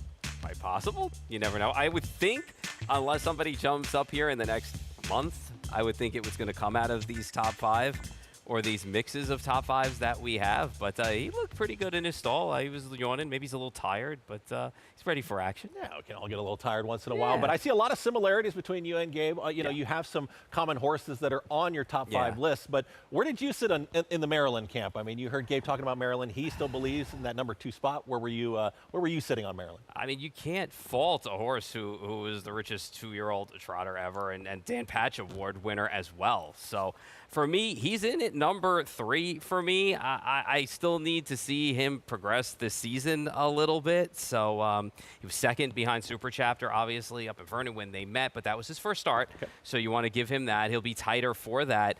I think it's a solid group. You can make a case for quite a few of them. Maryland's one of them. Emoticon Hanover's another. Super Chapter. And Go Dog Go as well. And I mean, there's a lot. We'll see what happens in the next month, because I think things are going to get really good, and hoping for a great event for the 100th Hambletonian. Speaking of that event, that's going to be August 2nd once again. Don't forget to catch all that great action live from Meadowlands, the 100th Hambletonian. We're going to be covering it. We're going to be talking about all the contenders leading up, and that'll be on Fox. Looking at that Saturday, August 2nd, the 100th Hambletonian. I'm excited. I'm excited to watch it. Yeah, listen, and there's races that are coming up. The Courier Knives at the Meadows, the Zweig at Vernon. There's still some race, Stanley Dancer at the Meadowlands, so there's still some races on the road to this Hambletonian. Race number 8, Dave Brower, Memorial Division 2. There's the 1. Yeah, 7 Colors going to have to do a little bit better. He's been struggling a little bit this year. The 2, It's My Show. I can almost say the same thing about It's My Show. Plus, he just hasn't won here in a very long time. But he's faced the best along the way. So. Andrew McCarthy is on the 3, 6-1. He might be at his best right now at age 6. New lifetime mark last week. Big number, the 4.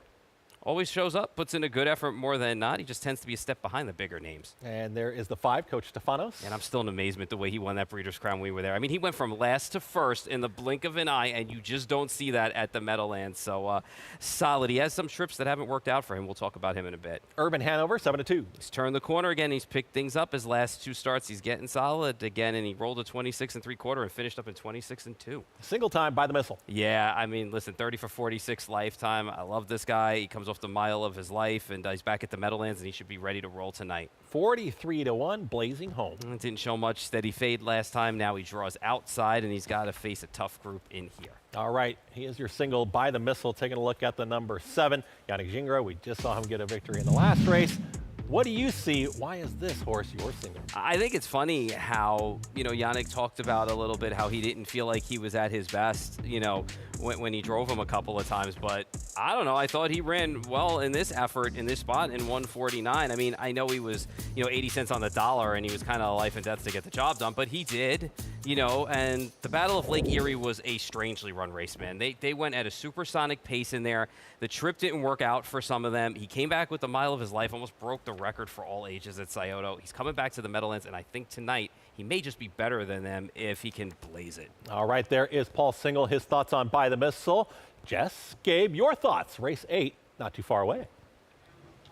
Well, I can tell you one thing. One thought I have in this race, Gabe, is that it's going to be a good one from top to bottom. You know, Maximus Mickey, no one was beating him a couple weeks ago. If he could run around a couple more times, I don't think anybody was going to beat him. He was good again last week, and he even blew the turn a little bit. You've got Breeders' Crown champ Coach Stefanos. You have Irvin Hanover, the Invader, by the Missile, fresh off of that Scioto Downs track record performance.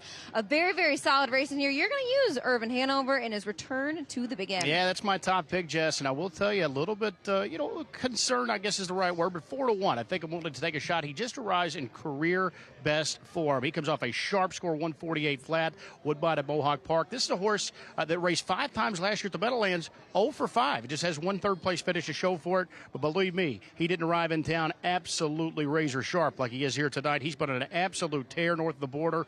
So I do like Irvin Hanover from Post 6 here tonight, and I absolutely love the price, 4-1. Very generous in my opinion. Yeah, I have to agree with you on that one. Doug McNair, he drove the first 2 races at Mohawk, handed the lines over and said, I got to go. Caught a private plane to make it in time for Irvin Hanover, and here he is right now on the big board at 4-1. 6-5 favorite by the Missile. Kind of no shocker there. You heard Yannick say wasn't himself in the auger. He admitted it there. I just throw that battle line out. Sharp performance. Went 47-1 at Scioto Downs. Another division of the Dave Brower Memorial, our dear friend that we miss so much. We'll send it up to Hall of Fame announcer Ken Workington for the call. Rolling for the field of 8, and we kick off the pick 6 here with the carryover. 6-5 and 7 by the Missile. At 7-2, the 2 It's My Show. 4-1, 3 Maximus Mickey. Also at 4-1, the 6 Irvin Hanover. On gate, race 8. Here they come.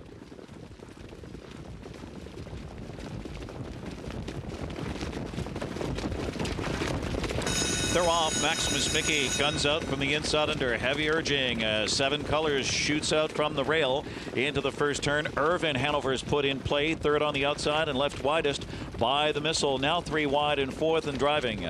It's My Show gets away 5th on the inside.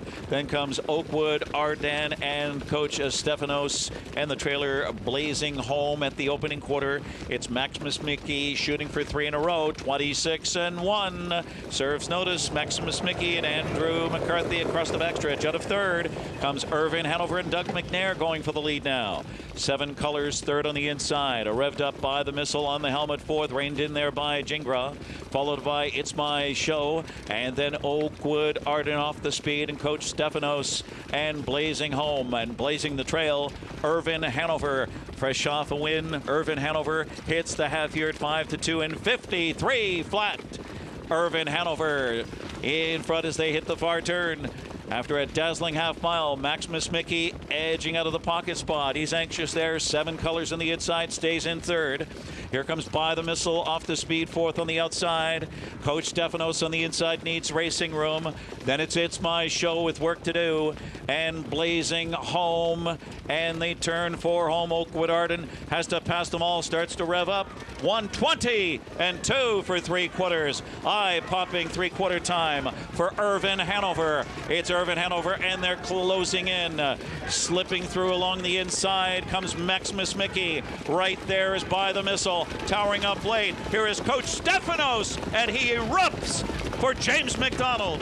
Coach Stefanos, then 7 Colors, By the Missile, Maximus Mickey, 147-2.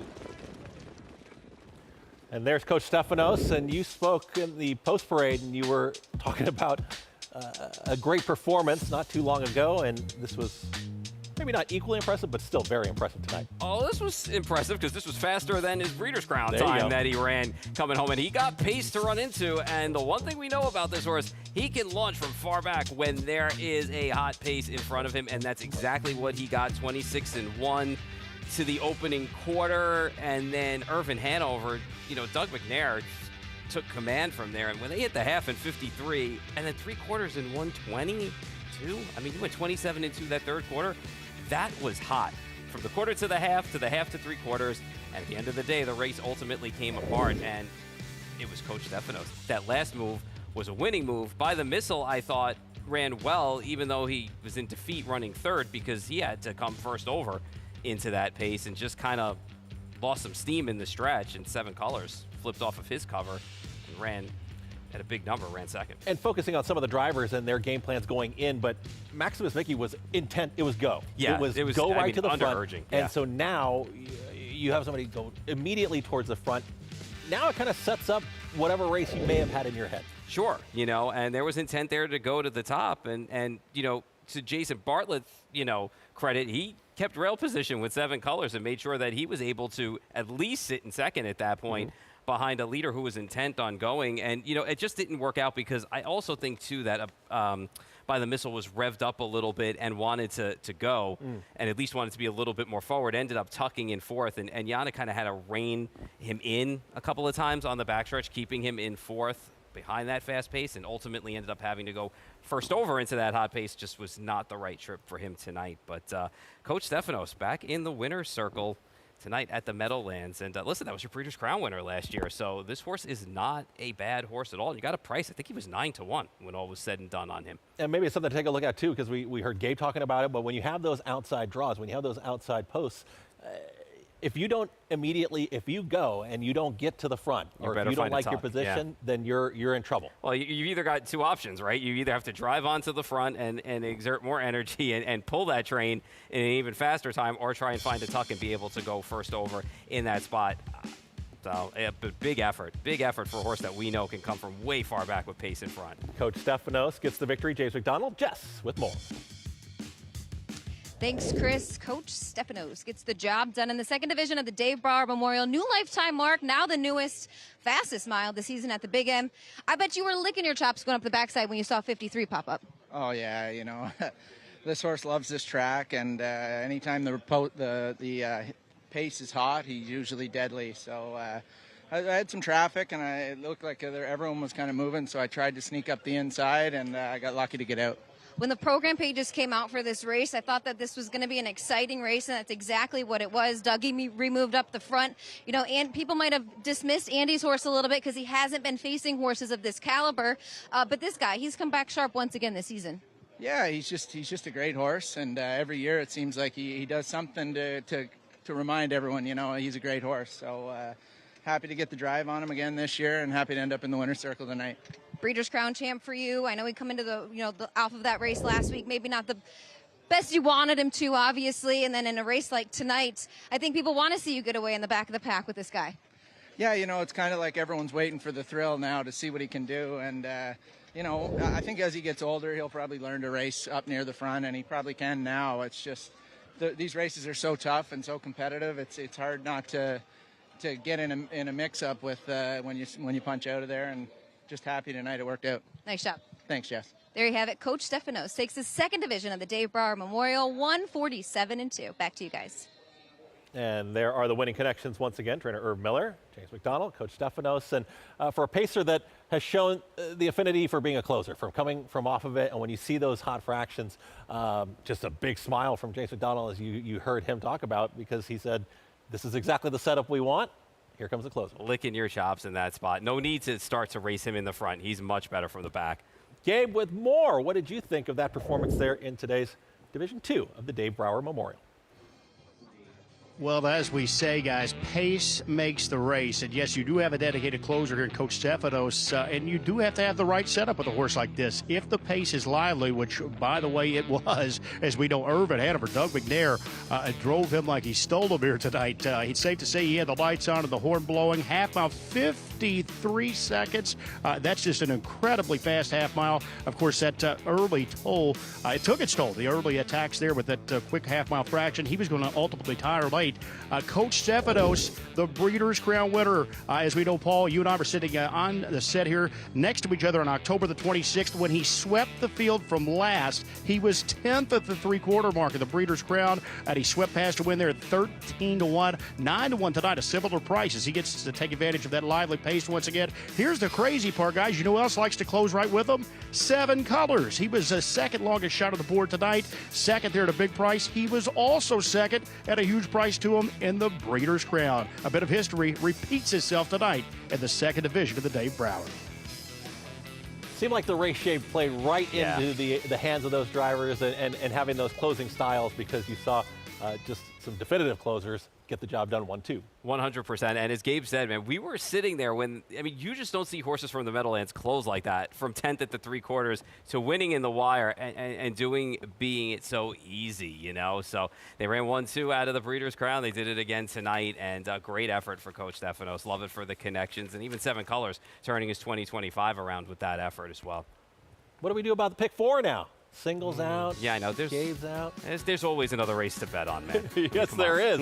Actually, one coming up. Yeah. A very important one later on, too. When we come back with more on America's Day at the Races. Purple Haze Standardbred Adoption Program in Oxford, New York was created in 2018 by Wanda Palacini to provide training to transition for finding homes and new careers for horses. Horses are started with groundwork and then ridden in an arena before moving on. Horses at Purple Haze are then evaluated and adopted out based on abilities and temperament. If you have a horse that you care about, or if you're looking for a great pleasure horse, contact Purple Haze Standardbred Adoption Program at 518-669-2715.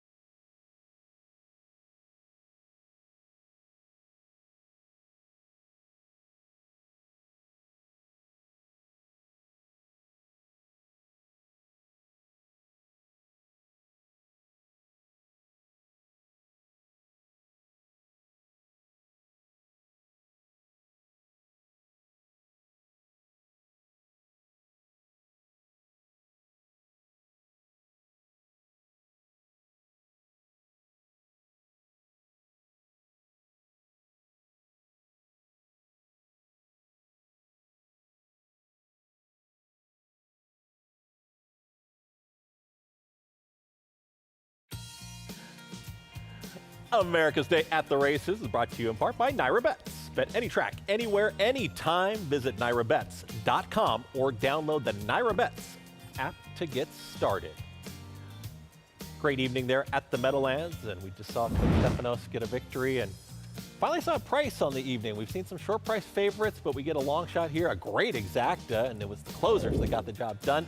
James McDonald aboard, and 9-1 you got on Coach Stefanos. Yeah, nice price on him. Nice price on 7 Colors as well. And By the Missile rounds out a very nice trifecta in there with a couple of long shots on top. It was like Breeders' Crown 24 all over again.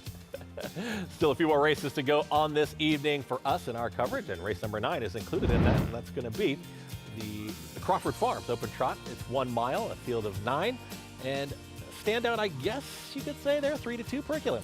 Periculum won the Arthur Cutler last time that we were with everybody and did it off a break. It was his first start of the season, got the job done. It's qualified a couple times since. Going to take the shoes off tonight as well, so that move him up a little bit as well. And I also think he doesn't need the help. I think he's the horse to beat in here.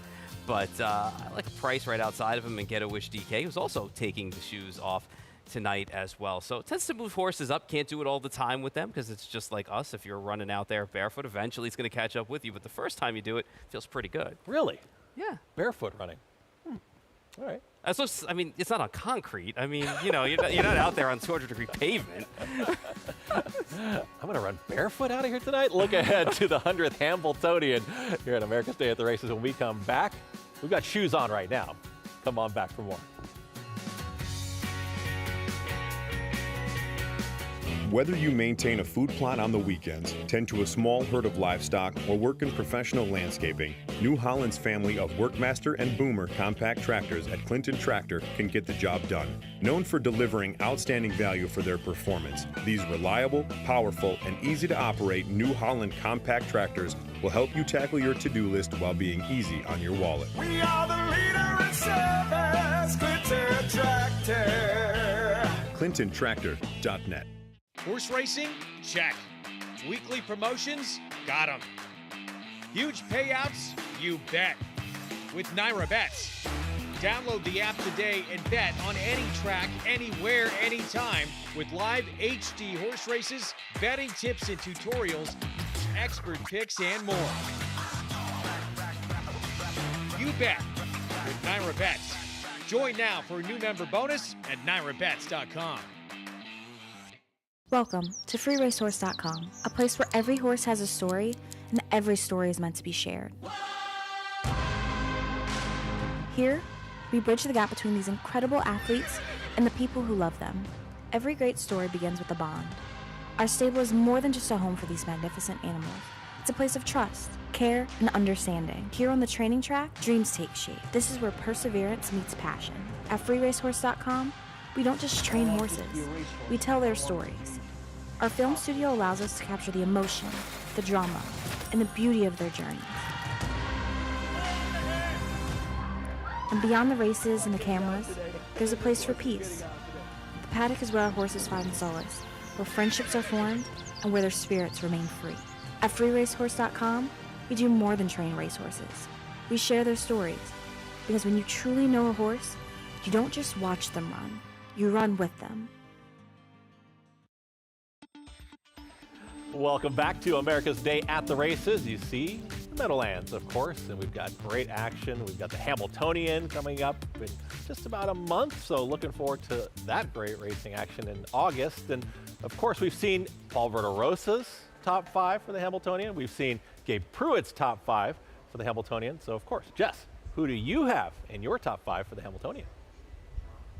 I have a couple of different horses in my top 5 for the Hambletonian, and let me tell you, it was hard to narrow it down to 5 because we're kind of just seeing, you know, a handful of these horses really flourish and raise at the top of their game. Coming in at number 5 is a horse we just saw finish second behind Gap Chronos. That's Nordic Catcher. You talked about the interesting breeding behind this guy. He's a trotting horse. He's a trotter, obviously, out of a Sun Beach Somewhere mare. So pacing side bred on him. I thought he raced very well tonight. Second start off of the bench.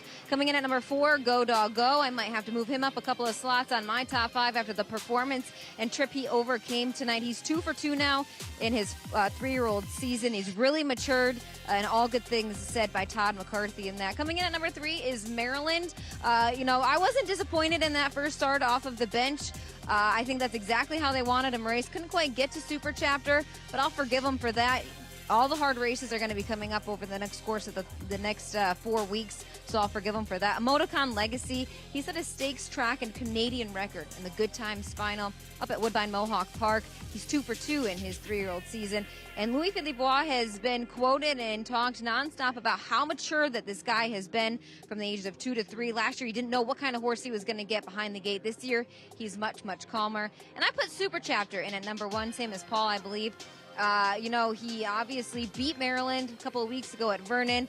He got away 3rd last night in the Yonkers Trot, made his way getting up in time for the win last night over stablemate Variegated. So very good effort there. I'm really looking forward to seeing all these horses match up here at the Big M. Hopefully that will be in the Stanley Dancer in a couple of weeks, but there's a lot of other talented trotters that aren't on this list. I don't have Gap Chronos on this list. I don't have Variegated on my list either. Montserrat, he put up a big mile last night here at the Big M as well. A 54-1 effort right on the front end. He was overcoming some health issues. So lots of horses to keep a lookout for, and we'll see a lot of them come up here over the course of the next couple of weeks. Stanley Dancer's next big prep race for the road to the $100 $1 million Hambletonian right here at the Big M Saturday, August 2nd. And thank you very much, Jessica Otten, talking about the 100th Hambletonian. Seeing very similar names once again on that top 5, but also good to know that there's still time to take a look at these lists because horses still have a chance to flourish before that big one, the Hambletonian. Sure, and there's races coming up, you know, Courier Knives, the Zweig, and the Stanley Dancer that are going to have something to say about this, even some Kentucky Sire Stakes action as well. Open trot, 1 mile coming up here, Crawford Farms. There is the 1, Osceola. You know, left for position, made the lead, but has had trouble holding it lately with some seconds. James McDonald's on a 30-1 shot here, Hasty Bid. Yeah, 0 for 4 this year is going to have to turn around quick against this group. Now the second choice Periculum there, Scott Zeron. Yeah, couldn't have asked for better returns. The races in the Cutler takes the shoes off tonight, so that should help a little bit. And if there's some pace to chase in here, or trot to chase in here, this horse will come charging late. There is the 4 at 18-1. Another horse taking the shoes off tonight, and we'll see what we can do here. I like that horse at 18-1. Hill Exotic, 25-1. Ran a nice 30, huge number in the Breeders' Crown back in October. He's honest as they come, $1.3 million in the bank for this horse. I just wonder if he could win against these types now. That's become a problem for him. 6 there, 3 for the last 3, and Dexter Dunn. You know, he may have been the most interesting horse not to make the Cutler field because they based that field based on earnings, and he didn't get in. So, you know, he's shown nice, steady trot in every start. I just wonder how they're going to race him tonight because there's speed outside of him. Is he going to be too far back early? We'll see what they do with him. All right, and there is the 7, as you see. Dave Miller, Chopper Crass. Yeah, wins were against softer. See what he can do stepping up. And there is the 8 towards the outside there, 12-1. Got a perfect trip win last week. We'll see if he can parlay it again tonight off that nice rail run he had last week. Yannick Gingras, it feels like he's been outside quite a bit here. He's on the 9. You know, after the troubled trip he had back on May 10th, he's been nothing but consistent, and he's been really solid. So he almost had the win at the big odds in the Cutler by cut down by Periculum late, so he won 2 in a row following that. Now, listen, you could argue maybe Ari Ferrari J might have beat him that night if he got loose, but I don't know. I like him, and he's solid, and he's in form. There is the current 7-5 favorite, the 6, who we dismissed in the post parade, but we're going to talk about Periculum, who was taking the early money, is currently sitting at 2-1 now, the second choice going into this night. Yeah, this was a good race for Periculum, and we know that he likes horses to chase, and he loves to see that speed in front of him, and he got that race. You know, and he got that type of race flow in this spot in the Cutler, and Lexus Cody ran a huge race. That's Lexus Cody in front of him coming first over at a big number, and we talked about him as a long shot to watch that night, and he got the lead in here eventually as they were grinding down the lane, but Periculum just had that open road and was able to kick it in gear late to get past Lexus Cody to get the job done. So I think tonight with the shoes coming off, which will make a little bit of a difference for him, and also with some speed in front of him tonight, he may be just as tough right back in this spot. But is it speed that you feel is going to come back? Do you feel like that speed is really going to come back like we just saw in the last race? I think you got some horses that are probably going to want to go. Osceola's going to probably want to go from the inside. We'll see what Chapacraz for sure is going to want to go, and we'll see what they do a little bit with Lexus Cody on the outside as well, having to leave for position. But and Eidos Kronos is probably the most interesting as well. Talk about your pick real quick though, 20-1. You know, it's funny. I think the shoes off for me were a big deal in this spot for him because I feel like last time out he kind of brushed to the top and made that lead and just couldn't really get away from that field against Up Your Day on Lexus Cody. I think today he'll get a better trip, and I'm hoping he has a little bit more in the stretch as well. And I'm hoping he's not as far back either. I'm hoping he's going to fall into a trip where he's kind of just right off that speed and makes that first jump at these guys. 20-1 shot there for Paul, and taking a look at Gabe. And Jess, what do you guys think going into this night? It's definitely a nice group of trotters that we have lined up here for the Crawford Farms trot. I know you guys alluded to it. It was unfortunate we didn't get to see Eidos Kronos in that Cutler Memorial due to the fact that he didn't have enough lifetime earnings. But he's been sharp, obviously, since coming to the U.S. He's 4 for 5 in 2025 and in his U.S. Career. You're going to go elsewhere, Dave. You like the horse. He gets to start from the pole position for the father-son duo of Doug and Greg McNair. Osceola, he's been sharp as well. 5 on the board hits from those 7 starts, facing the Preferred Company up at Mohawk. Yeah, he's been very, very good. I'm like Paul. I'm going to try to go, upset shopping, at least for the top spotted here, Jess. Osceola ships in very good form, very good early speed. He's got post one. I think Doug's going to be very aggressive. Hopefully we don't dial up to quite the tempo we did last race with the horse in the lead, but I think Osceola is going to be out there rolling in the early stages. Eidos Kronos post 6. As you said, he's a bit of the interesting horse. Overseas bred, Italian. I believe Italy was where he was bred. He's recently imported to the United States. 4 for 5 since he's been stateside, with that lone loss just being a neck disadvantage. So he's taking all the money here. He is also taking the shoes off, which we've heard Paul allude to a couple of times. That move you can't get away with every start, but why the connections like to do that, particularly with trotters, it lightens them up. Think of even if you're a human out there, you take your shoes off and run a race. It's just a little bit lighter, and it really doesn't bother the horse's feet. You wouldn't want to do it every single start, but what that tells me is the connections are going to take a big shot tonight with Eidos Kronos. I don't think you pull those shoes to drive very conservatively here. So I do think, obviously, a live prospect, but no bargain there. He's up the board right now, just 8-5. And speaking of a horse who pulled their shoes last time out, that was Up Your Deo. He had speed at both ends of the mile, getting his first win in 12 starts last season. He's got post 8 for trainer driver Aki sponsored. 3-2 right now on the 6th, Eidos Kronos. He's been sharp so far in his 2025 season. We'll see what he's got tonight against the big boys. We'll send it to the top of the stands, where Hall of Fame announcer Ken Workington has the call of the Crawford Farms Trot. Eidos Kronos, the Maxi Lee winner, 3-2. Periculum, the Arthur J. Cutler Memorial winner at 2-1. 9-2 on the 9, Lexus Cody. Field of 9, race 9, the Crawford Farms. Here they come.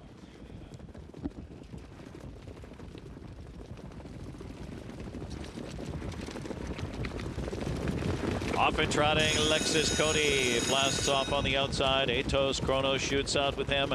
Those two with Osceola showing up on the inside.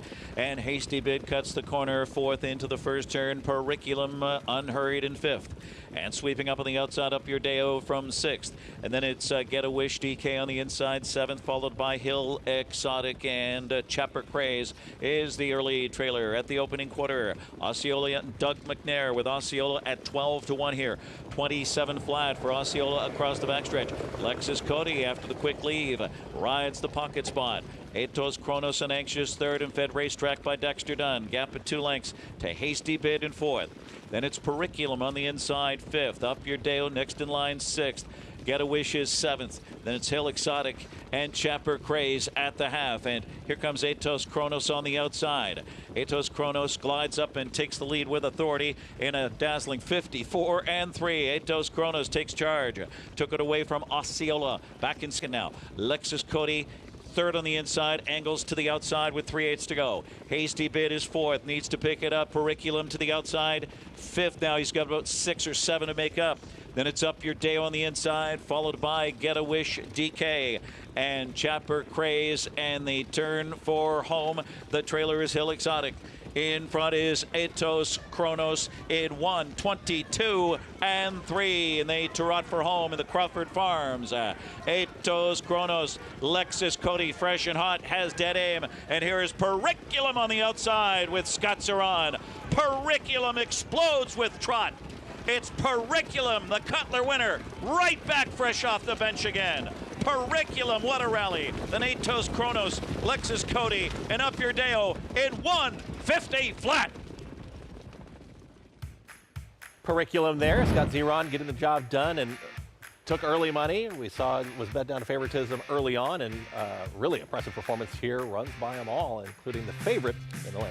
Yeah, the pace was quick early on, and this guy got the trip that he got, just basically the same one in the Cutler as well. This time he came first over, though, you know, to get the job done in here, and there was no doubt about the winner. And we know he likes to run fresh, and we know he likes to pass horses when there's some speed in front of him, and that's exactly what he got tonight. And times have been quick tonight with the weather and just the temperature and the track and all, but 150 flat, it's a very good time. I mean, you put that in perspective, that was a second and change faster than he won the Cutler last month. From a handicapping standpoint, you know, regardless, obviously, if you pick the winner, then you saw the race correctly, but is the race flow, the shape of each race, is it playing out the way that you kind of felt or expected coming into the evening? I mean, listen, you know, there were some levers in this race. Lexus Cody left for speed, and obviously, you know, Eidos Kronos left and Osceola left as well. So, you know, I think that when you're Dexter Dunn and you're on Eidos Kronos, you're going to want to get to the front. Obviously, you're on the favorite, so he did brush, and he took his time getting to the front. He didn't really exert a ton of energy against the front. He kind of just glided up to the front.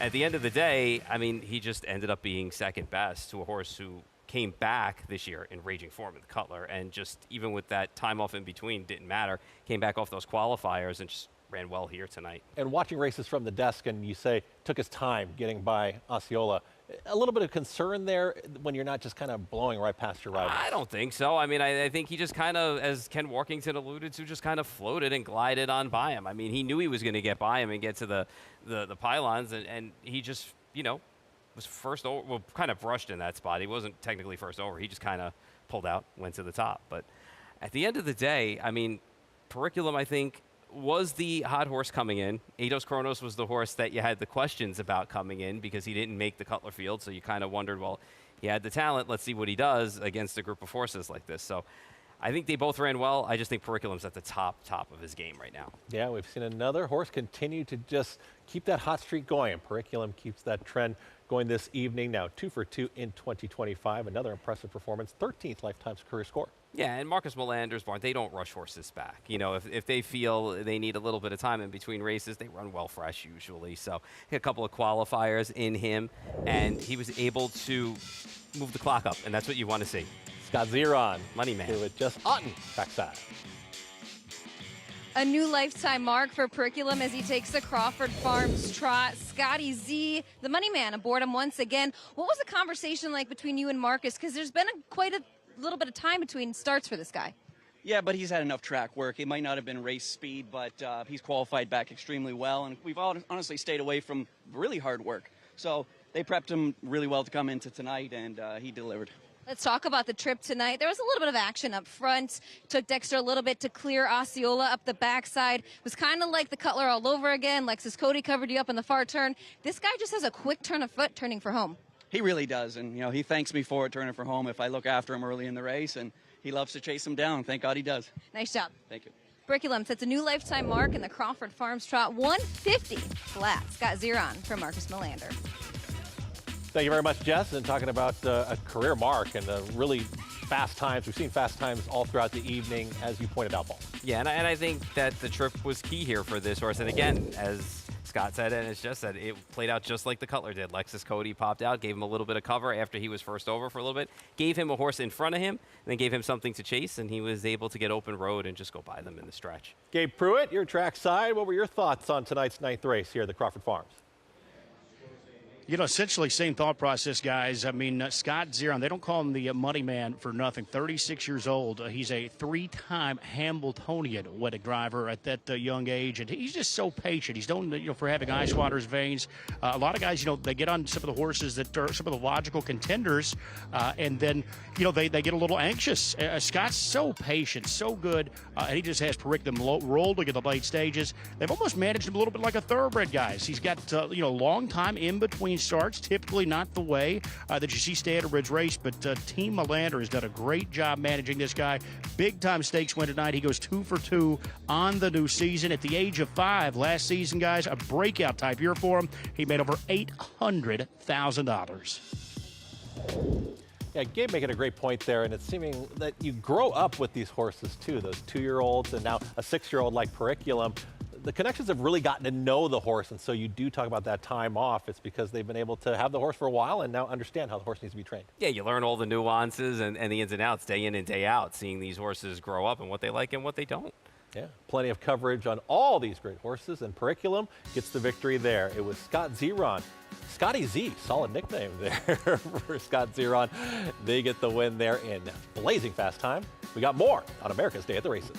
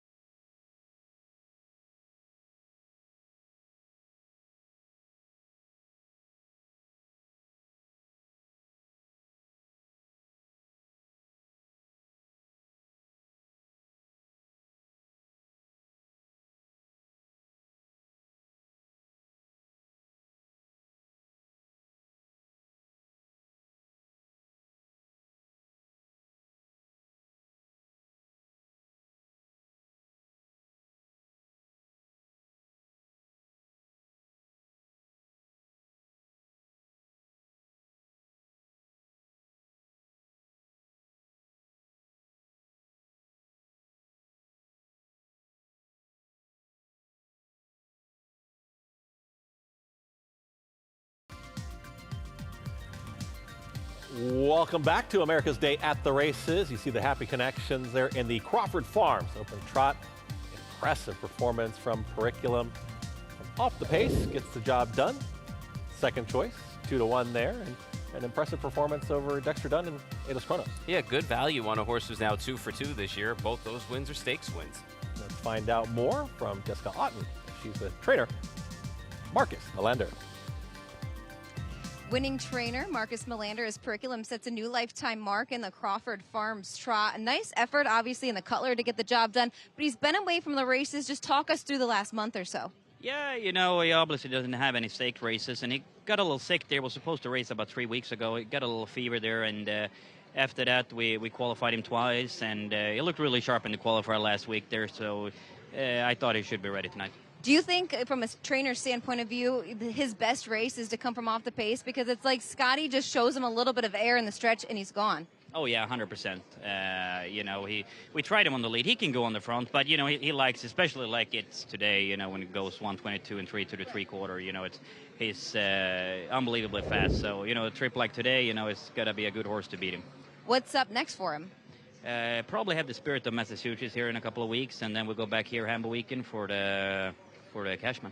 All right, good job. Best of luck the rest of the way. Thank you. There you have it, Marcus Melander. Scott Zeron and Periculum take the Crawford Farms Trot. New lifetime mark tonight, 150 flat. Back to you guys.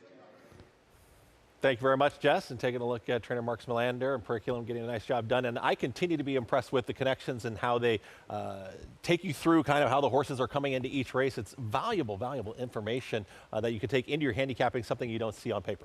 100%. And it's important, and it's great to get these faces out there as well, you know, put some faces to the names that everybody sees in the programs and everything. So, yeah, like I said, good effort by a really good horse and some good things ahead. We'll see if he can keep that record perfect if he goes on to Spirit of Massachusetts, then back here in August. Another off-the-pace winner. Yeah. For some of the pacers coming from off-the-pace trotters as well. But the W.N. Reynolds Memorial, Mary Reynolds, 3-year-old fillies, 1 mile trot. Nice race coming up here, huh? You got a field of 9. Yeah, Yo Tilly, 2-1. It's been coming into this race in a really good form. Put away a nice horse in Spicy Nice in the Garden State. And the horse to the outside, too, Champagne Problems for Nancy Tactor, another horse that you can hang your hat on, too, your 2024 Kindergarten Series and Doherty winner. So a lot of good action still to come in the Mary Reynolds division. Some horses, maybe see some Hambletonian Oaks horses come out of there. Yeah, 2 more here on the evening of our coverage, so looking forward to that. And, of course, place known as Saratoga. Yeah. Well, right. Going to go to a break here on America's Day at the Races, but let's talk about the July 4th Racing Festival. It's coming up at Saratoga. It is right around the corner. Come on back. Let's talk about 4th of July at Saratoga.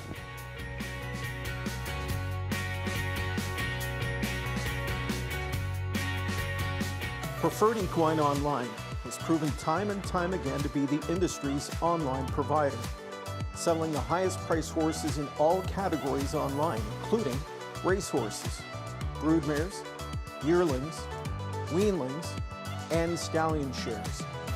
Full service, trusted and transparent.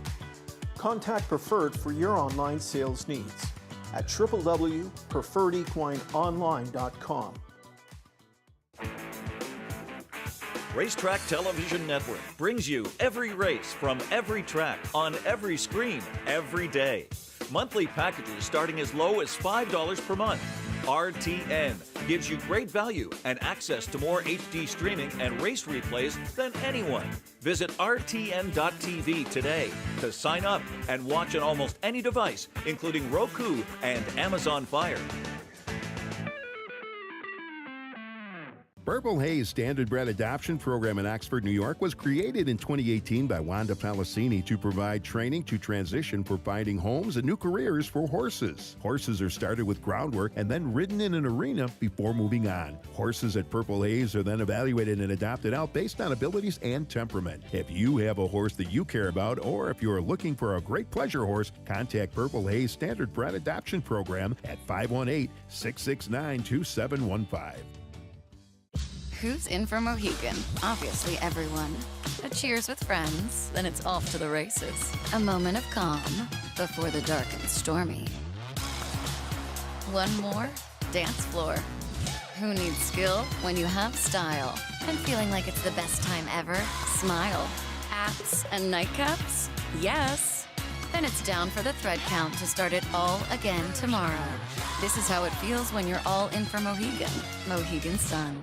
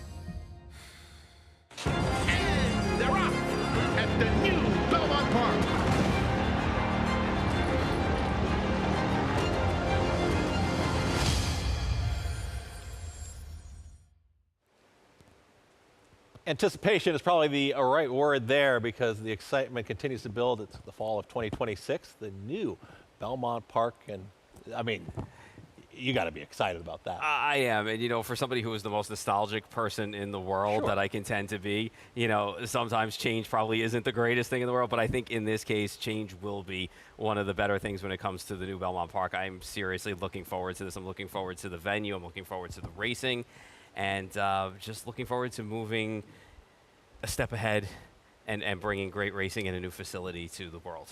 Yeah, I was trying to think of like how many unveilings have you ever been a part of? Like first day. Yeah, like first not a lot. day. Right? No, probably not. No. Yeah, I don't think so. Like the whole cutting the ribbon, the whole thing. Yeah, no, I don't think so. You ever had a hot dog on 4th of July? Yes. No, of you course. can do that.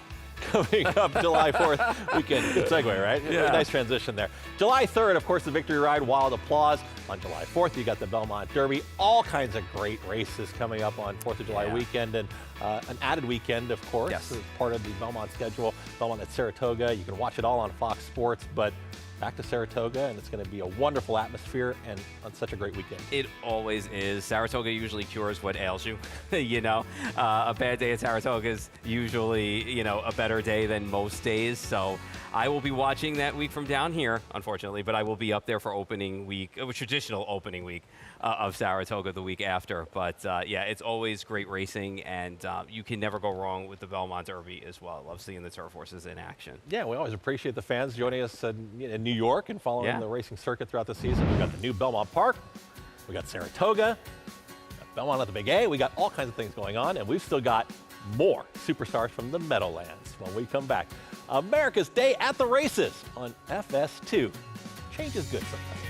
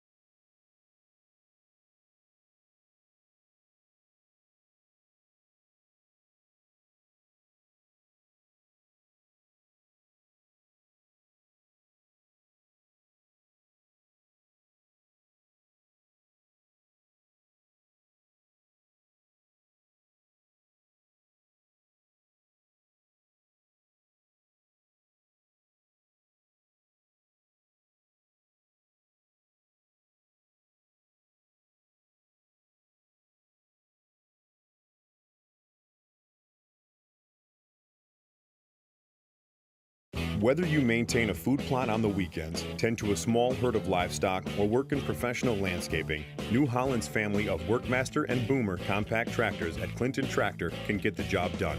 Known for delivering outstanding value for their performance, these reliable, powerful, and easy to operate New Holland compact tractors will help you tackle your to-do list while being easy on your wallet. We are the leader in service, Clinton Tractor. ClintonTractor.net. Back here on America's Day at the races, the W.N. Reynolds Memorial. Mary Reynolds, 3-year-old filly, 1 mile trot, a field of 9. We got a post parade just around the corner. Nice race coming up here at Meadowlands. Yeah, solid group here, and you can make a case for a couple. All right, we'll see what happens in today's 10th. Then we got the 11th not far away as well, but Dominant Fashion, the number 1. Yeah, still looking for that first career victory. Does draw the pole position in here. It's going to be a tough ask, though, to get your first victory against a couple of horses drawn outside of you that are pretty good. There is the 2 right now, 14-1, Princess Jackie. Yeah, she did some good work against Pennsylvania Sire Stakes competition. She tried a Breeders' Crown on them here in October. Didn't work out. Yannick Gingras, now he moves down towards the inside a little bit on the 3. Yeah, I think she needs to get a little bit faster from the kindergarten last year, but we'll see what she does tonight. Another price towards the inside the 4. That was a big upset in the past series last time out. Maybe she's getting good at the right time. Scott Zeron, you just saw, got the victory in the last and now has the 5 here at 5-1. Yeah, he just knew she was better than those qualifiers showed. Nice effort last time. Who was a work in progress last year for this filly. So maybe it was the wake-up call for her, that win. A lot of these like mid-range kind of long shots in here. There's the 6.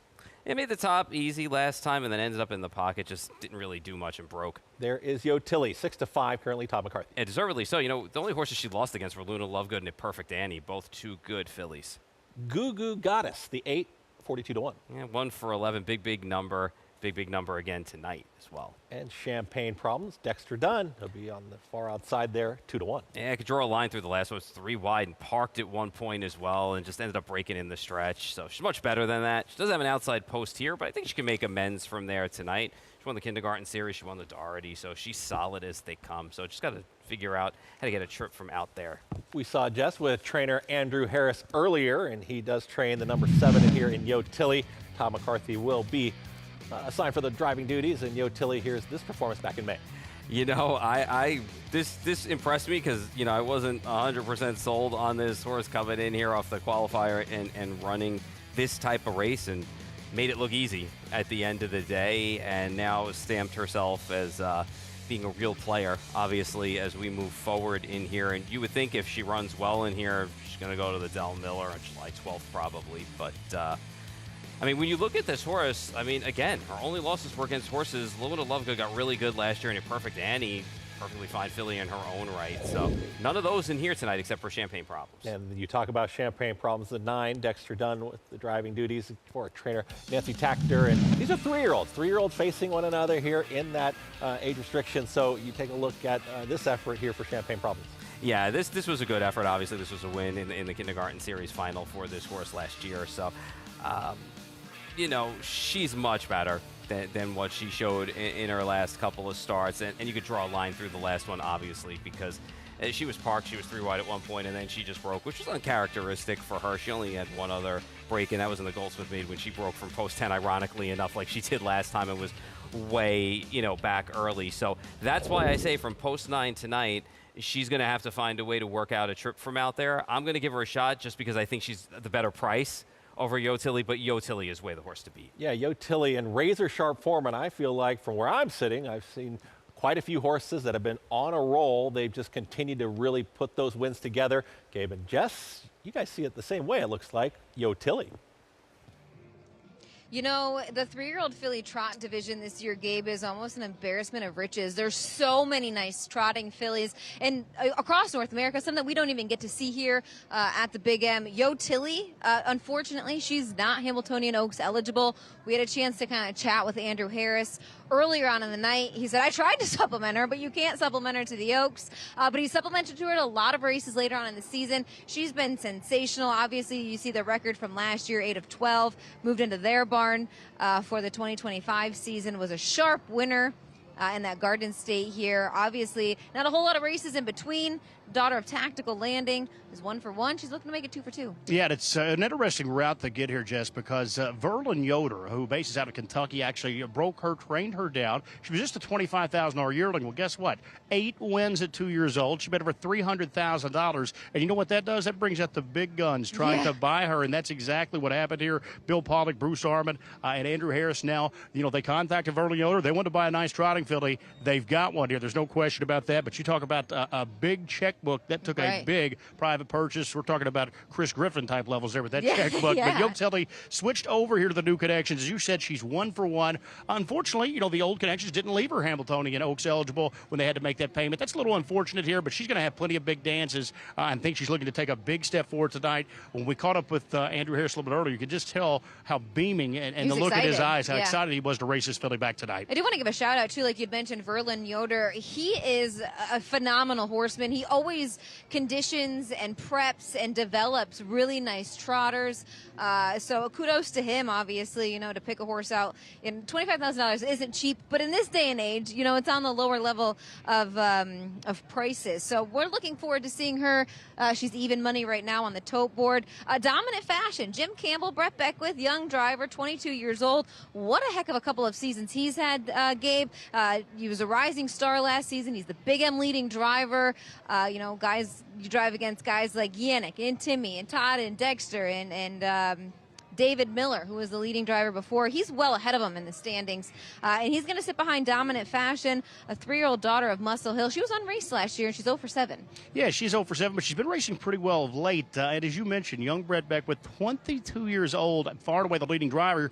He raced every weekend here at the Meadowlands. A lot of the top guys are just starting to show back up at some of the stakes. And as the weather gets a little warm, let's be honest there as well. Great pedigree for Brett Beckwith.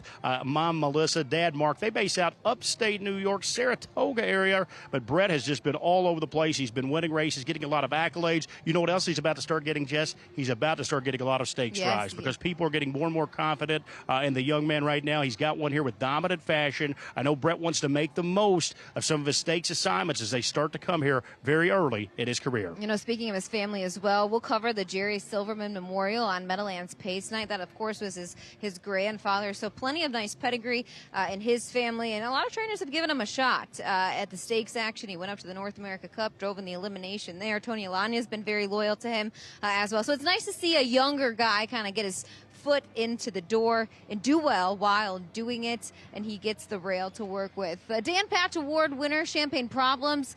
She's going to go from steel to aluminum tonight. She's 5 to 2 on the board. Made a break in the New Jersey Sire Stakes final. Was flat in the second leg of the New Jersey Sire Stakes. But man, fresh off the bench in her 2025 debut, couldn't have looked any better. Yeah, she's a little bit Jekyll and Hyde, Jess, and she's got post 9 tonight. I just think it's an underlaid price. Now, we know she's got ability. She made over $500,000 last year at the age of 2. But she comes off a break in stride. The train just a little bit off the tracks right now. Nancy Tactor had mentioned she had been battling some sickness issues. I think tonight's about getting a good step back in the right direction. I think that they want her finishing up with confidence and a lot of trot here late. I just think in terms of betting her tonight at a short price like 5 to 2, I'm going to pass, and we'll tab her maybe for future consideration. I think even money is a gift on Yo Tilly right now. She is the favorite from post 7 for Andrew Harris, Todd McCarthy. She's looking to up that win column for 2 for 2 in her 3-year-old season. Reynolds Memorial for the 3-year-old filly trotters is up next. Hall of Fame announcer Ken Workington has your call. Sponsored by the Walner Syndicate. This starts the late pick 4. Preferred equine starting gate is rolling. The 7 Yo Tilly at 4 to 5. 5 to 2 on number 9 at Champagne Problems. At 5 to 1, the 5 Titian. Trotting fillies on gate for race 10, field of 9. Here they come.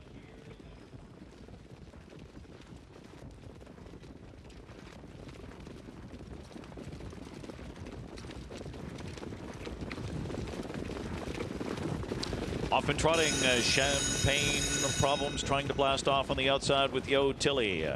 Titian is put in play. There goes Margaretta Hanover dashing out quickly with Dominant Fashion on the rail into the first turn. Dominant Fashion and Margaretta Hanover takes the lead as they head to the opening quarter.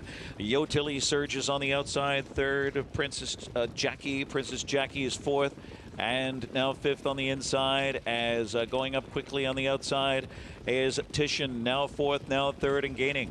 Also going up there is Champagne Problems. At the rear we find Elaine T.S. and Good Girl B. The trailer is Goo Goo Goddess. That first quarter was soft, 28-2 for Yo Tilly. Yo Tilly meets up with Titian on the outside. Titian parked out.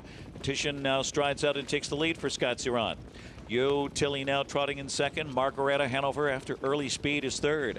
Champagne Problems on the outside uncovered 4th off a half of 56 seconds.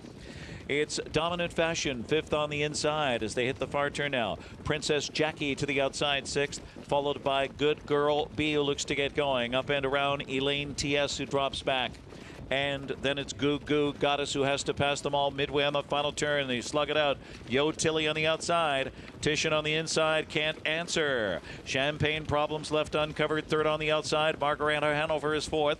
Dominant Fashion to the outside, looks 3 wide from 5th as Yo Tilly looks to take off here. Scoots clear by 3-4, 124. Yo Tilly is gone in front by 5 or 6. Champagne Problems left in her wake. Some late trot from Good Girl B from way out of it. Looking for minor spoils there with Margareta Hanover holding 3rd. It's a romp for Yo Tilly. Yo Tilly, very impressive.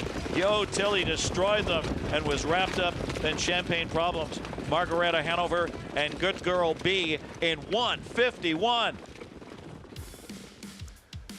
Trainer Andrew Harris has got a nice 3-year-old filly there, and you take a look at Yo Tilly, impressive. Todd McCarthy, the easiest of wins, and the only question marks at this point is, now where do we see her next? Well, I think she probably goes to the Del Miller Memorial on July 12th. That would be my guess, but we'll see where she goes from there. 151 shattered her lifetime mark, too. She did it very easily, got the job done.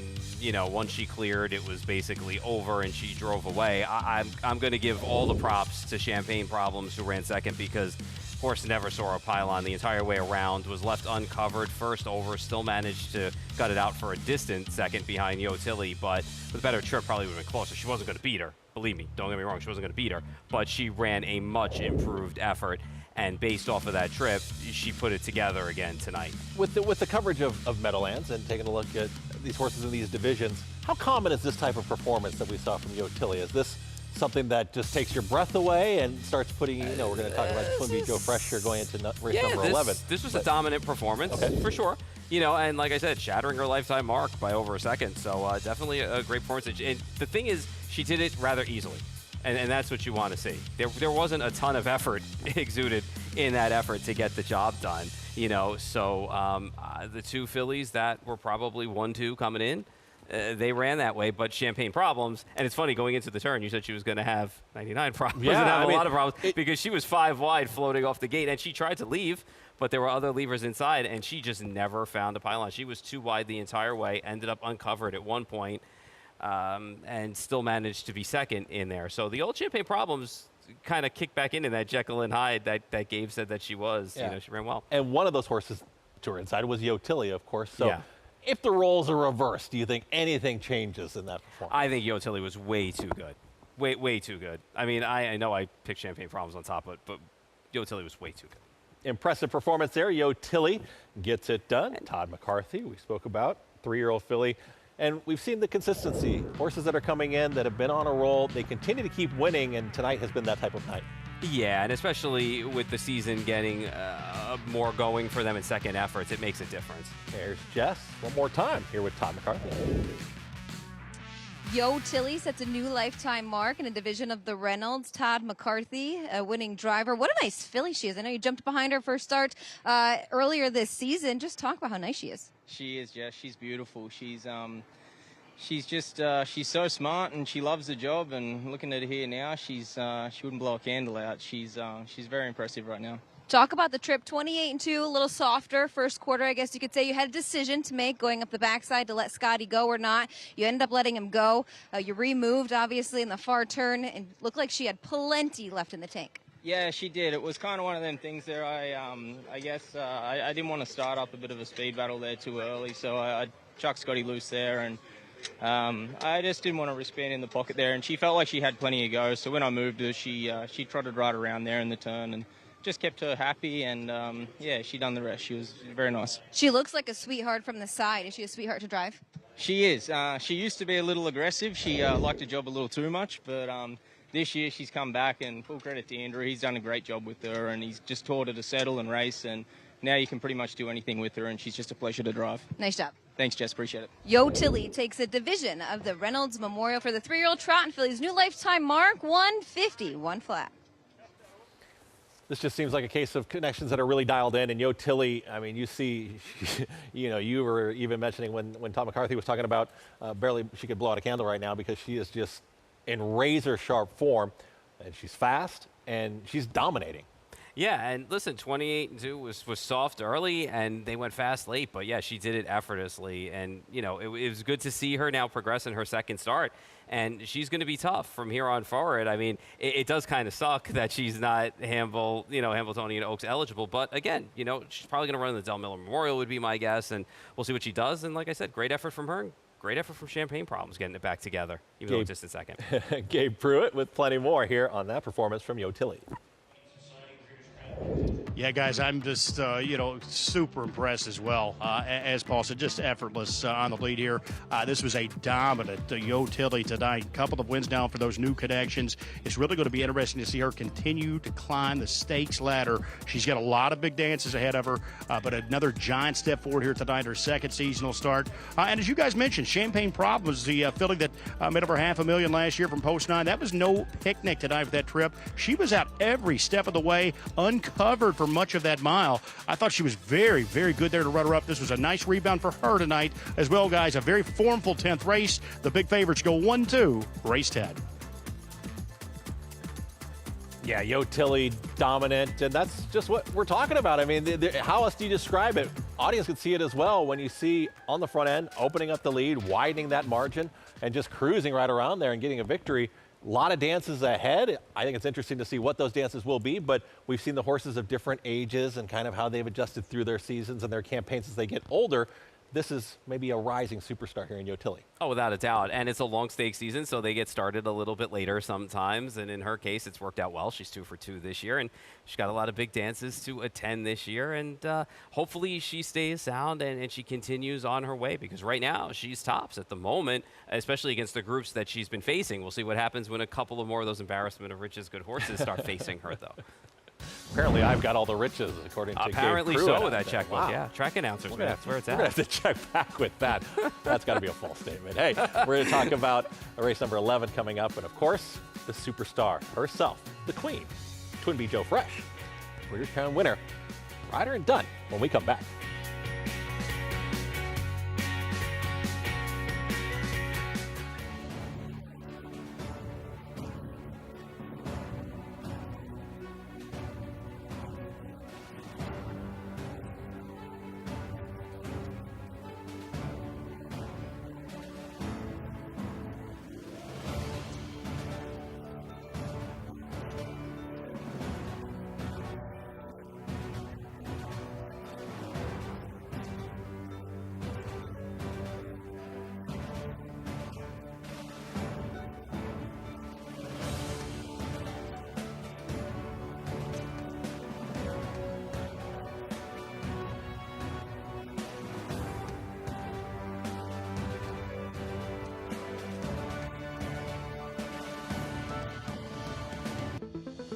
Serving others is our foundation.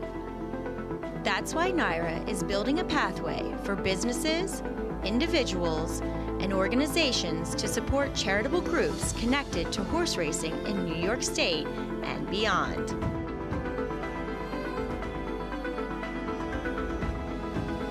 The NYRA Foundation, supporting our community.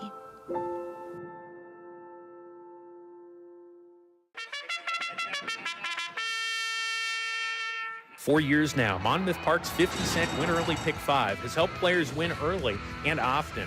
This year, we're adding more. Monmouth Park's new Middle Pick 5 boasts a player-friendly 15% takeout and more opportunity to score. Start your day winning early. Continue to winning more. Play Monmouth Park's Win Early and Middle Pick 5s. First post 12:50 weekends, 2 p.m. Fridays. Racetrack Television Network brings you every race, from every track, on every screen, every day. With monthly packages starting as low as $5, RTN gives you great value and access to more live HD streaming and race replays than anyone. Visit RTN.tv today to sign up and watch on almost any device, including Roku and Amazon Fire. RTN has packages that start at $5 per month.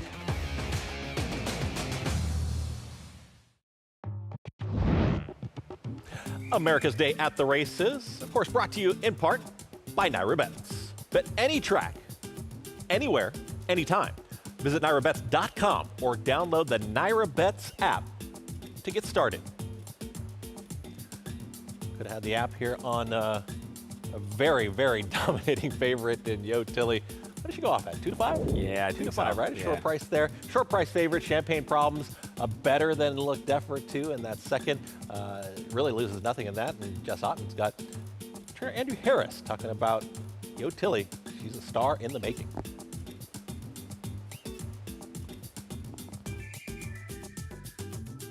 Now I have winning trainer Andrew Harris. Yo Tilly, she sets a new lifetime mark tonight. What a nice filly she is. I know you qualified her in the beginning of this season. When did you actually acquire her? We acquired her the last day of Harrisburg. We got outbidden on a horse that we really liked at Harrisburg, and then I pivoted and I called Verlin Yoder and tried to get her bought, and we got it done. And so we picked her up, I think the second or third week of November. And what has she been like training down? Obviously, a couple of weeks off, heading into 2025. She looks like she's grown up a bit just from seeing her on camera last season. What was she like training down, getting her ready for 2025? She first came in, she was spicy because she had to come off time, stuff like that. But we worked with her. We put her in sets. We never pulled her, never let her see the front, and she was perfect. She just came around, and then, after about 6 weeks of being in work, she was just two fingers and just doing her job. She just fully matured, and she's just, credit to her. She's just an amazing animal. Dottie agreed with me when I said she looks like a sweetheart to drive, and she is a sweetheart to drive. He had to make a decision up the backside to either get in a speed duel or let Scotty go. He ended up letting him go, and she just looks like she relaxed, let everything go, unfold, and when he moved her, she just powerhoused home. Yeah, she's just got brains, and that's what, a lot of horses lack at her level. They just don't seem like they can do that sort of stuff, where she can. She can sit there, let things happen, listen to Toddy. Toddy said go again, she went again, and then she cleared to the front, and then she's like, okay, it's my job to take off now, and she does it. So she's just an incredible animal, and I'm blessed to have her. Those 3-year-old Trot fillies can lack a couple of brain cells every now and again. You know how women are sometimes. I know we talked about this, sore subject, not eligible to the Hambletonian Oaks, but she still does have a nice 3-year-old season ahead of her. Yeah, we've supplemented her to a lot of the big races because the previous owners didn't put her in any of the big races. So we've got her in almost everything other than the Hambo Oaks. Unless the Hambo Oaks wants to change that decision and let us supplement in, we would love to. But, yeah, she's got a big end of the year, so we're looking forward to that. And real quick, Verlin Yoder is a nice horseman, a heck of a horseman, actually. Credit to him for, developing this filly. Fantastic job, and I owe it to him. And he knows that if he's got another nice one, who to call. Nice job. Best of luck the rest of the season. Thanks, Jessica. There you have it. Yo Tilly sets a new lifetime mark. Back to you guys. Supremely talented filly there, and seems like trainer Andrew Harris, just trains her, but also kind of stays out of her way a little bit. She's a dream to drive, but she's also feisty and fierce.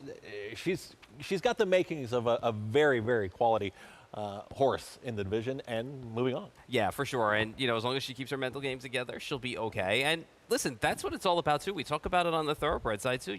Sometimes you're better just not getting in their way, letting them do their thing and let them come back to you. And that's how you start to understand them and they understand you. And you start to then put it together out there on the track and get them where they need to be. So sharp tonight, for sure. You don't see that many open length scores like that, that often.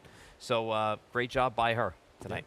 Gonna circle that name, Yo Tilly. See what she's got ahead of her. A lot of dances, as Gabe Pruitt said. We'll see where she goes next. Perfect Sting is coming up. Open mares, 1 mile pace. 1-5. Dexter Dunn will be driving. The number 3, Twin B Joe Fresh. She's been kind of the star that we've been waited all night. Yeah, and until they beat her, I just can't pick against her. And plenty of these have tried to chase her around over the last 6 months to a year, and they just haven't been successful. So until they turn the page and knock that crown off her head, she's the queen. Yeah, I'm going to quote you, Paul. You say the current queen of pacing. She's already 2 for 2 in 2025. And for trainer Chris Ryder and driver Dexter Dunn, it's going to be Joe Fresh. She's shown a spotlight on their team, but also she's put them together as a family as well. Yeah, for sure. pinch yourself, really. I mean, the riders in my family go back many, many years, and you know, I couldn't have done what I've done being over here without Chris and Nicola and the riders. So, you know, they're like family to me, and I call CJ my American dad, which he is. So obviously to have, you know, own Twin Bee Joe Fresh with CJ's just a massive thrill. I think it's a ride that, you know, we're thoroughly enjoying, and you know, I think anything with her from now on is a bonus. Well, it's been a terrific relationship. My wife and I moved here in '89 when he was born. We'd go back home and visit his mum and dad, and he'd be a little fellow with colours on and a whip, chasing horses on the TV. So it's been a terrific relationship. I was best friends with his father many years ago when I was a teenager, and we've known each other ever since. Our grandparents knew each other. So, you know, like Dexter says, we're basically family, so it's been great.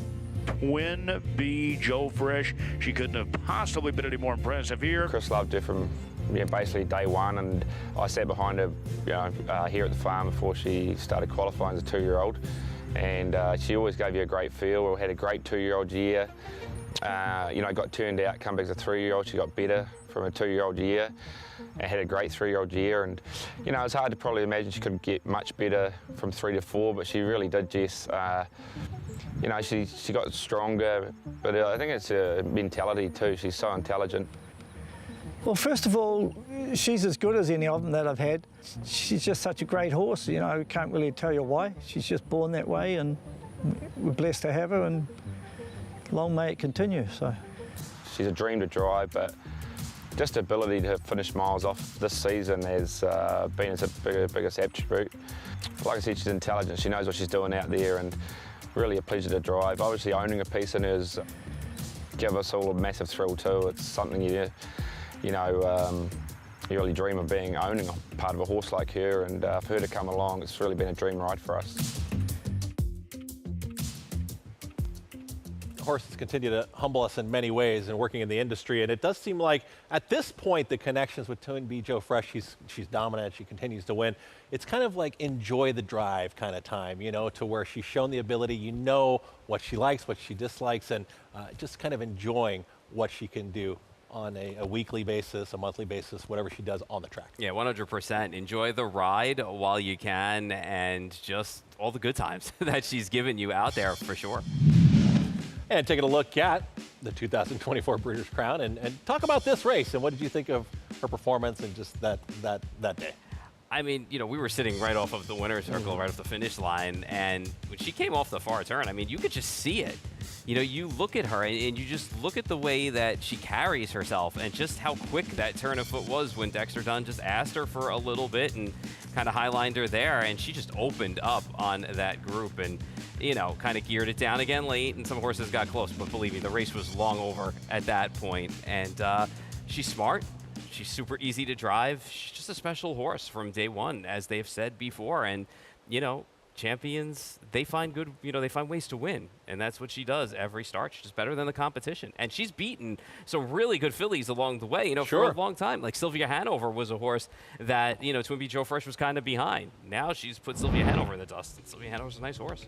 To be dominant against some of the best in the generation, it just continues to make her star shine brighter. Sylvia Hanover, you're just talking about. Yeah, I'm a fan of her. She was the 2023 Canadian Horse of the Year, and she's going to dance again to try to beat Twin Bee Joe Fresh. So we'll see what she does tonight against her. Here is my girl EJ, 7-1 right now. Todd McCarthy. Yeah, it's a 2-time Breeders' Crown winner, and she got shuffled back in the Roses are Red with a couple of moves. So she's got to pick it up to beat this horse on the screen. Yeah, she's been fantastic. She's 1-9, Dexter Dunn.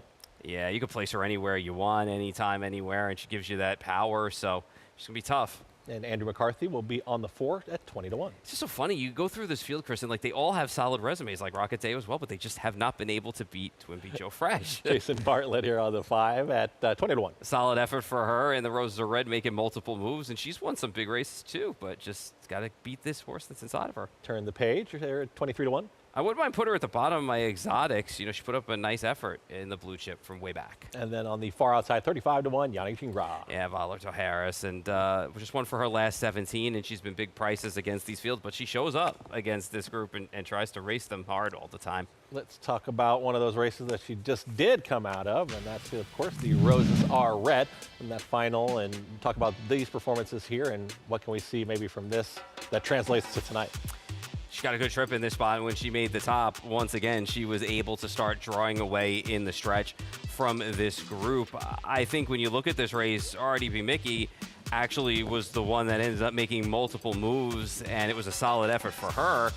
You know, she just can't seem to knock off Twin B Joe Fresh in this spot. And, you know, as far as Sylvia Hanover goes, again, another horse that just doesn't have the sparkle right now of Twin B Joe Fresh, and she got locked in at one point in this race and still managed to end up being second in there as well. So, you know, when you're Canada's Horse of the Year, you ran well for a couple of years, but now she just can't seem to beat the Queen of Pacing. In watching her performances too, have they done everything? Have they kind of thrown the kitchen sink, if you will, on how can we beat her? How can we try and tackle the big favorite? How can we take her down? She's won races from being up close a little bit further back. You know, she's won races from sitting second and then making that move. So, you know, they've tried to figure out in different ways, but whatever you throw at her or whatever you put in front of her early, it's a target that she finds her way to the front by the time they get to the half and then just starts to put away field. So, you know, until she loses, I can't pick against her, even at 1-5 or 1-9. Heavy favorite here in the 11th, and everybody agrees there. Twin B Joe Fresh. Gabe, Jess, more thoughts on this 11th? How can you not love Twin B Joe Fresh? One word that I have described her as since the day I've put eyes on her, tank. We took some B-roll footage of her in the back paddock earlier on, and I said, I said to her co-owner, Pete Drabodica, and Chris's assistant trainer, I mean, have you ever seen a horse just so built up, muscly? I mean, she looks like a stud. Like, yeah, she's so built up. She's got a nice back end. She's thick. She's got, you know, the speed, the ability, the heart, everything, but she's just a full-on tank. She really is, and a true professional, too, guys. We were there with the cameras, as Jess said, and she couldn't care any less. She was just all business, looking around at some of her competition for tonight. As it turns out, guys, I'm not sure I've ever met a 1-9 shot I didn't like. Well, guess what? I like this one, too. Twin B Joe Fresh. She's going to be a huge favorite here, the defending Horse of the Year, as she looks to defend that title. The last time we had a back-to-back Horse of the Year in harness racing, you have to go all the way back to the late 90s. Moneymaker, the great Moneymaker. At that time, she retired as the richest female racehorse any breed at over $5.5 million. So, you know, that's sort of the air that Twin B Joe Fresh has started to get into if she can continue with another Horse of the Year type campaign. I think in terms of wagering here, you've got a big favorite, you got a short field, Jess. You know, we've just tried to nail a number down here ice cold. If you can play a trifecta or something, you just can't spread out here. She's going to be a huge favorite. I think she will be as advertised here tonight. I love the story, too, Gabe, behind her. Co-owner, driver, Dexter Dunn. Co-owner, trainer, Chris Ryder. Chris's second-hand man, Pete Drabodica, and his son own a piece of her as well, and then Mr. Spack, too. So just a fun story to follow along with, of course. So we always like to root for her. She's 1-5 right now on the board. We both like Sylvia Hanover underneath. Tim Tetrick has driven her before, I believe, in Massachusetts. I can't remember the name of the race off the top of my head. She was a winner there last year. I thought her effort in the Roses Are Red final at Mohawk on the 14th of June was just as impressive as any race on the card. Yeah, she was a very good runner-up there to Twin B Joe Fresh. I'll tell you what the main problem with Sylvia Hanover is. She was born the wrong year. She's the same age as Twin B Joe Fresh. She's 22 of 42 from Post 1 here tonight. She's made over $1.8 million, Jess, but most of her losses have come at the hands of her main enemy over the course of years, Twin B Joe Fresh. So just a tough draw for her to maybe hook up with what will be considered one of the all-time greats when it's all said and done. Well, you know, Sylvia Hanover had the upper hand on them in their 3-year-old season. So always fun to watch that matchup. Do know as well, my girl EJ first start Lasix. We heard those comments from Andrew Harris in the back. Really want to drive her for second rather than try and over-race her. She bled a little bit, so they added Lasix to her tonight. Race 11 is the perfect sting pace for the open mare Pacers. Heavy favorite 1-5 on defending Horse of the Year, Twin B Joe Fresh. Hall of Famer Ken Workington has her call. And the 5, RDB Mickey. And 9-1 on 2, My Girl EJ. They're on gate for race 11, the perfect sting. Here they come.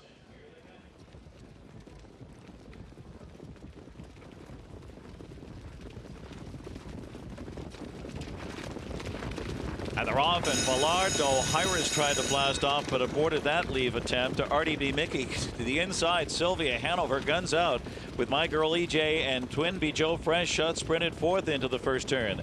Then comes a Rocket Deo and Turn the Page, and Villard O'Hiris taken to the back. It is Sylvia Hanover in front. Parked out RDB Mickey on the outside. Maybe an early speed duel. My Girl EJ off those dueling leaders. 26 flat opens it up here. Twinbee Joe Fresh off the speed in fourth under a tight rein. Then it's Rocket Deo fifth across the backstretch, followed by Turn the Page and Villard O'Hiris. RDB Mickey, and now on the outside, My Girl EJ brushes to the top. My Girl EJ and Todd McCarthy plants her up front. RDB Mickey back in second. My Girl EJ, RDB Mickey 1-2 at the half. Sylvia Hanover is third. Launched to the outside, Twinbee Joe Fresh. So Rocket Deo picks up that live tow. Then Villard O'Hiris on the inside and Turn the Pages, the trailer. 53 and 4 for the half mile. They hit the far turn. My Girl EJ 18-1. Here comes Twinbee Joe Fresh, the big favorite, now second on the outside as they continue to three quarters. RDB Mickey locked in the box for now. Sylvia Hanover squeezes out into a second over position. Then it's Rocket Deo fifth on the outside and Villard O'Hiris and Turn the Page, and they turn for home off three quarters. My Girl EJ, and knocking on the door Twinbee Joe Fresh. 1:21 and 3 in the stretch drive. Twinbee Joe Fresh steamrolls first over. It's Twinbee Joe Fresh, but Sylvia Hanover has dead aim on the outside, and she's got a full head of steam looking for the upset. Sylvia is coming on. Sylvia Hanover and Tetrick timed it right. Twinbee Joe Fresh second tonight. Then My Girl EJ and Villard O'Hiris. Sylvia Hanover 1:48-2 in the perfect sting. Well, spoke about the pole position, and you do have Sylvia Hanover, Tim Tetrick. They get the job done. Pull off the upset. Look to be one of the contenders in the race that could make have a pace like this. Sylvia Hanover pulls off the upset 10-1. Yeah, perfect second over, Charity, right behind Twinbee Joe Fresh when Twinbee Joe Fresh pulled out, and you said it in the turn. You were like, she looks like she's a little bit of trouble. Me, Paul. You know, and then she kind of steamrolled up to the top and got there, but Twinbee Joe Fresh, you know, I wonder if reining in early behind that fast pace and not being able to make that brush move to the top kind of hurt her tonight, but she's too good for that. I mean, I don't think that mattered. I just think tonight just wasn't her night with the way it's set up. And Sylvia Hanover, who came off a tough trip last time out, who got locked in a little bit at one point, and managed second in that Roses Are Red, got the perfect trip just off of her, got open road. And Sylvia Hanover is a former Horse of the Year, man, up in Canada, so she's no slouch, and good to see this for Sylvia Hanover. She needed this kind of win in here. And from a wagering standpoint, this is what you know. You get a heavy favorite like this, and now you're talking about a former Horse of the Year, that in Canada, goes up at 10-1. You know, 4-1 on the morning line. Nobody really expected this. I mean, here on the desk, we were looking at Twinbee Joe Fresh. Yeah. I do think in watching the race, just kind of trusting your eyes, you know, maybe there were some moments where you're saying, not quite sure if this is quite the same pace that we've seen. I think, I don't know this for sure, but I would think the plan was that they wanted to be a little bit closer than sitting fourth. But it just so happened that RDB Mickey went out to the front, and you know there were some other levers in there. My Girl EJ ran a really good race, I think, too, at the end of the day as well.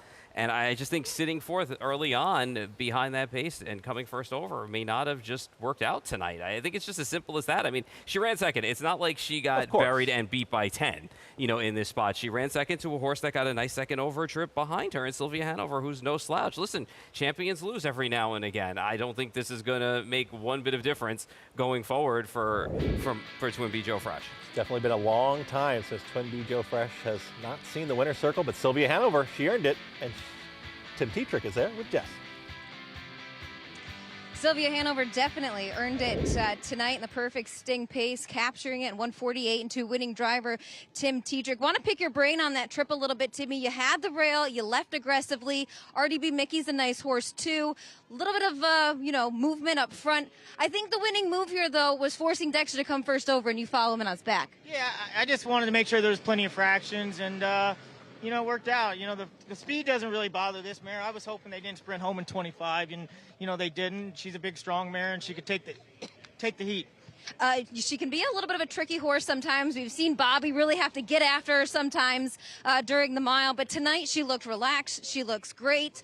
Coming off of Dexter's back in the far turn. What did you think turning for home? Well, I wasn't going to pull off his back till I thought I had him. You know, Twin Beat Joe Fresh is one of the best ones I've ever seen. And, you know, Mark and Sean did a great job. He's ready tonight. She's a great mare, Sylvia. She's 2 and 3. She was the best one out there. And, you know, she's maybe back into form. Yeah, she got the best of Twin Beat Joe Fresh in the 2 and 3-year-old season. They kind of traded blows there a bit. She comes out ahead tonight. Just a nice mare to sit behind. I'm just glad the connections let me drive her. She's a cool animal for sure. Nice job. Thank you. There you have it. Sylvia Hanover upsets in the perfect sting pace, 148-2. Tim Tetrick aboard for the Staceys. Fantastic there from Jess Otten all night long. And, of course, talking to Sylvia Hanover, her connections and Tim Tetrick, and really happy connections. But this is why we compete. This is why we have to let the races run. And you can't worry about a big favorite. You just got to go for it. And, Gabe, I know you're trackside. You saw this, and it looked like a slam dunk on paper, but it didn't play out that way.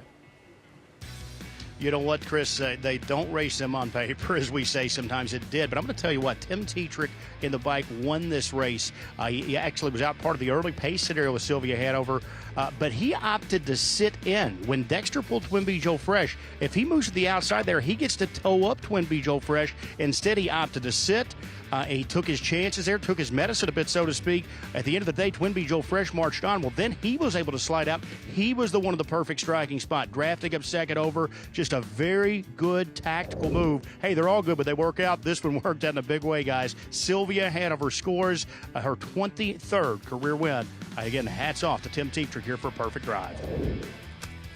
Thank you very much, Gabe. And you see the prices there, 10-1 on Sylvia Hanover.